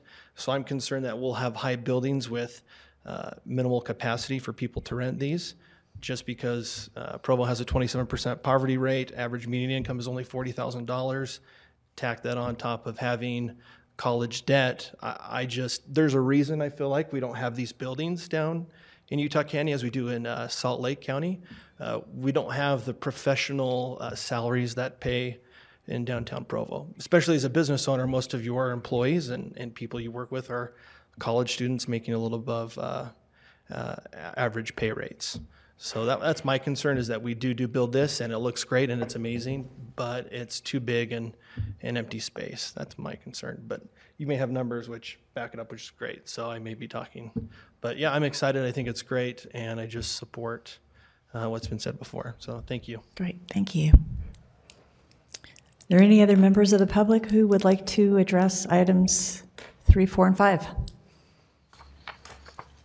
Seeing none, I would invite the applicant back up to address any concerns he heard. Yes, thank you. I'll just try and be brief. The very first comment given to me by the city was parking structure above ground on 100 West is a no-go. I mean, the first comment. And frankly, I'm a big believer in urban design and walkability as well. And when the city planner pointed that out, my first reaction was, oh, underground parking, that's like stupid expensive. When I thought about the neighborhood and the fabric and what's the right thing for this area, I called my architect on the way home and said, push it underground. Let's make sure that there's no parking there. And the rendering that shows that the best, you're right, the original one was above ground, and you did see that, but this is going from street grade underground underneath this building into a parking structure that is subterranean. So the intent is along this is a terrible, you can't really tell on this one. Let's see, on this one, you can kind of see, there actually are a lot of openings right here, right here, right here, oh no, right here, here, here. There's stoops, kind of like brownstones that you'd see in New York. Not every street can be all retail on the first floor, but you'll see a variety of first floor uses in urban environments. So our vision here was to activate it. Let's bring the main entrance to these units on the first floor, have their own stoops where they have direct access. Further, I thought it was very important. Frankly, I think the ice cream and this building here is super cool, and I anticipate that folks that office in the startup would find interest in living this close. So some specific comments to the architect where I need connectivity from this side of the block to this side of the block, and we're achieving that with these bridges. We've got horizontal connectivity mid-block, so everyone over here can access 100 West, which on most projects of this size, this would just be one large mass, and you wouldn't have that internal central connectivity across the whole thing. So we're trying to address circulation patterns for the pedestrian, for the user, so that they're not coming from here, having to walk down all the way over and up to access Rockwell ice cream, right? And someone right here has to walk all the way down and over, or all the way up and over. We want them to have really quick and easy connectivity to 100 West. So by bringing all the uses over there, we think that's a big deal. And then the city, we did, the very first rendering, we had this bridge tying in to the middle building, and that was a response to UTA. I'm sorry if this is a long response, but I think this is hopefully helpful. The original design had the pedestrian bridge tying into the middle building. That was intentional because UTA told us that the Tiger grant, the federal funds associated with the bridge, expire within a couple of years. And the bridge has to be fully completed and occupiable, usable. I think it's by December of 2021. You may know the dates better than I do. It's December of 2021, or else you lose the funds. Knowing that we're phasing and knowing that this western building was the last phase because of what I mentioned as far as affordability with phasing it, we wanted the pedestrian bridge to land into a larger building, kind of be received, if you will, by the project. So that was a reaction to the funds expiring. But again, planning pointed out that in the long run, that might be a great solution for phase one. But in 5 years, when we build the western building, that's not the right solution for the 50-year game plan, right? So they said, no, you got to push the bridge over. So the new idea, the new plan, and we've spoken with MAG, we've spoken with UTA, our intention is to dedicate this corner here so that they can build this as an independent structure so that when we're ready to build this building, we're tying into it. And there is connectivity. We'll have, secure access and key fobs so that our residents can, come off of the pedestrian bridge. But until that phase is built, this will be a functioning standalone, like it's viable without our project. And that was the only way MAG would agree to allow us to have our building essentially connect to it, because they said this thing has to be viable by itself in case we never get. Mountain Land Association of Governments was a co-applicant with Provo and UDOT and UTA to get the Tiger grant funds. So the reason that's coming in where it is because 100 West is the pedestrian corridor. That's why staff said you can't do this. Yeah. So if staff is emphasizing the pedestrian corridor, we're certainly not going to allow a parking structure go along 100 West. Okay, that's got to be occupiable space, and there's got to be permeability for pedestrians. Justin understands that. Yeah. No, I appreciate the comments, and if all you saw was the original, then yeah, those are valid concerns, and then that's all you saw. This has been through several iterations, and we think it addresses a lot of those things. So just a couple more points. You can't, unfortunately, I didn't bring my landscaping plan, and this isn't the official landscaping plan, but our intent, you see how the building peels back from the corner? It'd be a lot more efficient and cheaper if that was a straight building. We did that on purpose because we wanted this corner and this corner to be a pocket park with artwork, outdoor sculpture, a permanent bench or something that activates the corners of the block. We didn't have to do that, but it was a direct response to my architect from New York walking around downtown Provo and seeing every single building in this urban environment built to the property line with 90-degree angles and people trying to hide in the trees out by the parking to get out of the sun when it was a hot summer day. So he said, why don't we create some pocket parks on the corners and enliven those spaces with a bench or two and some public artwork, some sculptures. And so that's why the buildings peeled back. So the very first design that you saw, it was very different than this. We had to change anyway, there's a lot of reasons. I can share that with you offline. But we did have to pivot to a different design because of this corner property that we didn't control at the time. But the very first thing that was done in that design and this scheme was peel it off of the corners because we wanted to enliven the pedestrian public realm instead of having welcome to my building, welcome to a little pocket park. And then is that, just to be clarified, in the middle of that face of the building, is that permeable? I mean, the bridges, if I understand right, come to that middle point, is that right? Yeah, so you can And then see what about on the ground level? What's the... That's the entrance into, this will be the parking for leasing. Like there'll be signage, leasing office this way. This will be like the grand entrance when phase 3 happens. Is it a pedestrian way all the way through the building at ground level? Yeah, that's right. And I didn't bring any interior designs, but yeah, every level at the middle is pedestrian. In fact, I think this is really cool. You can't see really clearly, but do you see the very first bridge is on level 2? This is actually enclosed in glass because we plan to program this space. It's conditioned with air conditioning and heat and lounge chairs so that the residents are having this really cool amenity kind of lounge space with chairs overlooking the courtyards. So we think this is an active, really cool space, not just open. These ones are open air just to get you through, but this one kind of meandered, take your time and, enjoy the air conditioning.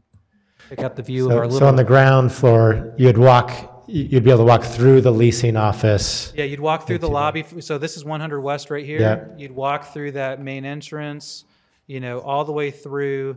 You can kind of see, here's the walkway. This guy right here is walking from 100 West into the middle building where there's a big clubhouse kind of central to the whole project. Are there design elements there in place right now or that you're imagining in the future that would, obviously the people that are going to use that, walk through the most frequently are going to be people that live there, people that use the office space. Correct. Is it intended that someone from the public who doesn't necessarily live here could walk through, or will that be? Yeah, I don't anticipate this main entrance having key fobs during like business hours. Okay. I think after hours it will be secure access with fobs, but during hours I anticipate these lobby areas just being open all the time, like most public projects. Passageways. Yeah, they're kind of passive breezeways. I anticipate that the ends, these right here, are 24/7 key, fob access, but you don't really need public access on the ends because you've got these canyonways that get the public with mid-block connections, and we love mid-block connectivity. Oh, and market study. I don't think we're going to have a lot of young people, living in the condo tower. And I frankly don't think I'm going to have very many students at all in the project. The market study that we commissioned was with the most prolific market study guy in the Wasatch Front. And we explicitly said this is not a student project. This is a market rate multifamily project. And our absorption on this is like 8 months is what he's predicting for phase 1, which pretty fantastic, 20 units a month at these price points. The market study said that if every unit in the development pipeline today was built, we would still not be meeting the demand that Provo is going to have between now and 2024. There are thousands of units in the pipeline today, and if every unit was built and absorbed, we would still not be ahead of the demand that's anticipated based on the demographics in Provo. Any other questions from the commissioners? All right. Thank you so much. Thank you. All right. I will turn the discussion back over to the commissioners for motion discussion. We have 3 items, so we'll need to present those or make motions on those separately. Ms. Wyndon? I just have a question for staff. Is the viaduct scheduled to be redone? You're looking over there. Yes, but I don't know the timeline. The University Ave Viaduct, the timeline on that being rebuilt. UDOT has done a feasibility study. I don't know the timeline or if funding is allocated at this point. I don't think that it is. The feasibility study said that it needs to be done. It's in the process, but I don't think it's within the next few years. So I don't have a great answer, but it is moving through, yeah. Thank you. So would you wait until the viaduct is, the new one is completed before building? No? Well, before a bridge, yes. Okay, that's what I'm asking. The pedestrian bridge to yes. the next parking garage we won't build that until the bridge is done. Until the Okay. So you already know where the new viaduct is? Yes. So the Okay. feasibility study has a proposed width and section already. We've designed our project to match that. I've met with UDOT to show them our site plan, which also shows the UDOT widened road. And they said, yeah, this matches our intent, our understanding from the feasibility. And if the city approves this, then you're kind of forcing UDOT's hand to stick with what they've shown in their feasibility study. Great. Thank you. Commissioners? I have a comment. And I apologize. I have to leave in 10 minutes in order to catch a flight. So, yeah, just do what you got to do in the meantime. But I think this is an exciting project. In 100 ways, it's very exciting. I think it's what we want to be, as was mentioned by, I think, the applicant, that Provo needs to be and is the urban center of this county. And I think we want to maintain that and hold on to it and not let it slip away to Orem or Lehigh. I think we really want to hold on to this. And I think this project would help us accomplish that. I think the location is exceptional. That being said, the devil's in the details. And so I'll be looking forward to staff working very closely with the applicant so that this is what we think it is, right? Some of these angles are a little too 2019 for me, and I wonder how it will look in 30 years from now, because I'll still be here in 30 years. I'll still be riding my bike around Provo and eating downtown. So I just hope that this is something we can be proud of 30 years from now, 60 years from now, 90 years from now, and I think that will come out in the details of the design. So. Whatever we need to do to make sure that that's tight and that we get what we expect. That's what I'm in favor of.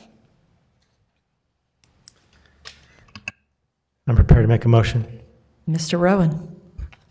or several motions if that's the case.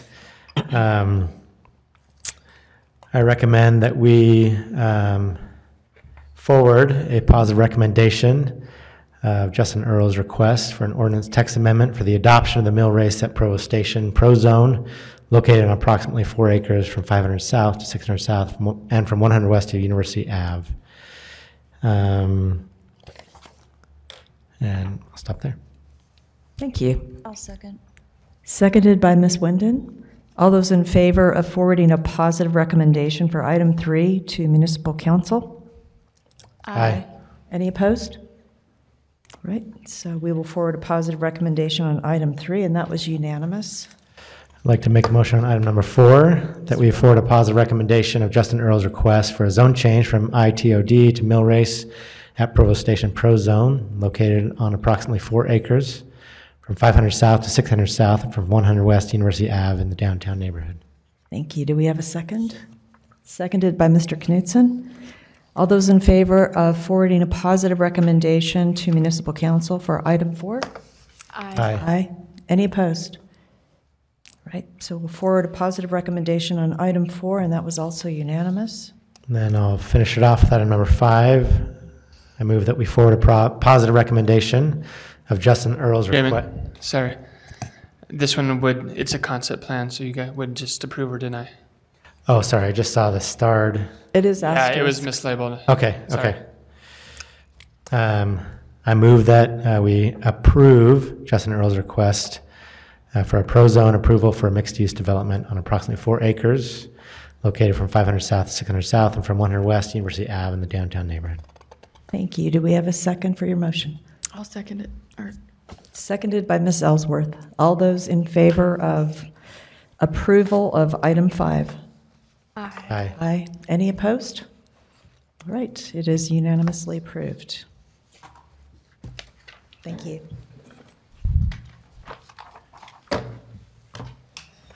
All right, the last item on our agenda for this evening is item 8. The Provo City Community Development Department is requesting a technical update to section 14.05.010, Board of Adjustment created to bring the section into compliance with state code by eliminating subsection 14.05.010 parentheses 4. This has citywide application, and Mr. Maxfield will present item 8. Thank you. As stated, this is in the notice, it's a technical update to that section. It removes the requirement that a planning commission member be a member of the Board of Adjustment. It conflicts with state law, and then for the purpose listed in the staff report, that if you had a planning commissioner that then heard an appeal of their own action, it kind of causes some problems that way. So we just think it's better to just take it out. Great. Any questions for Mr. Maxfield?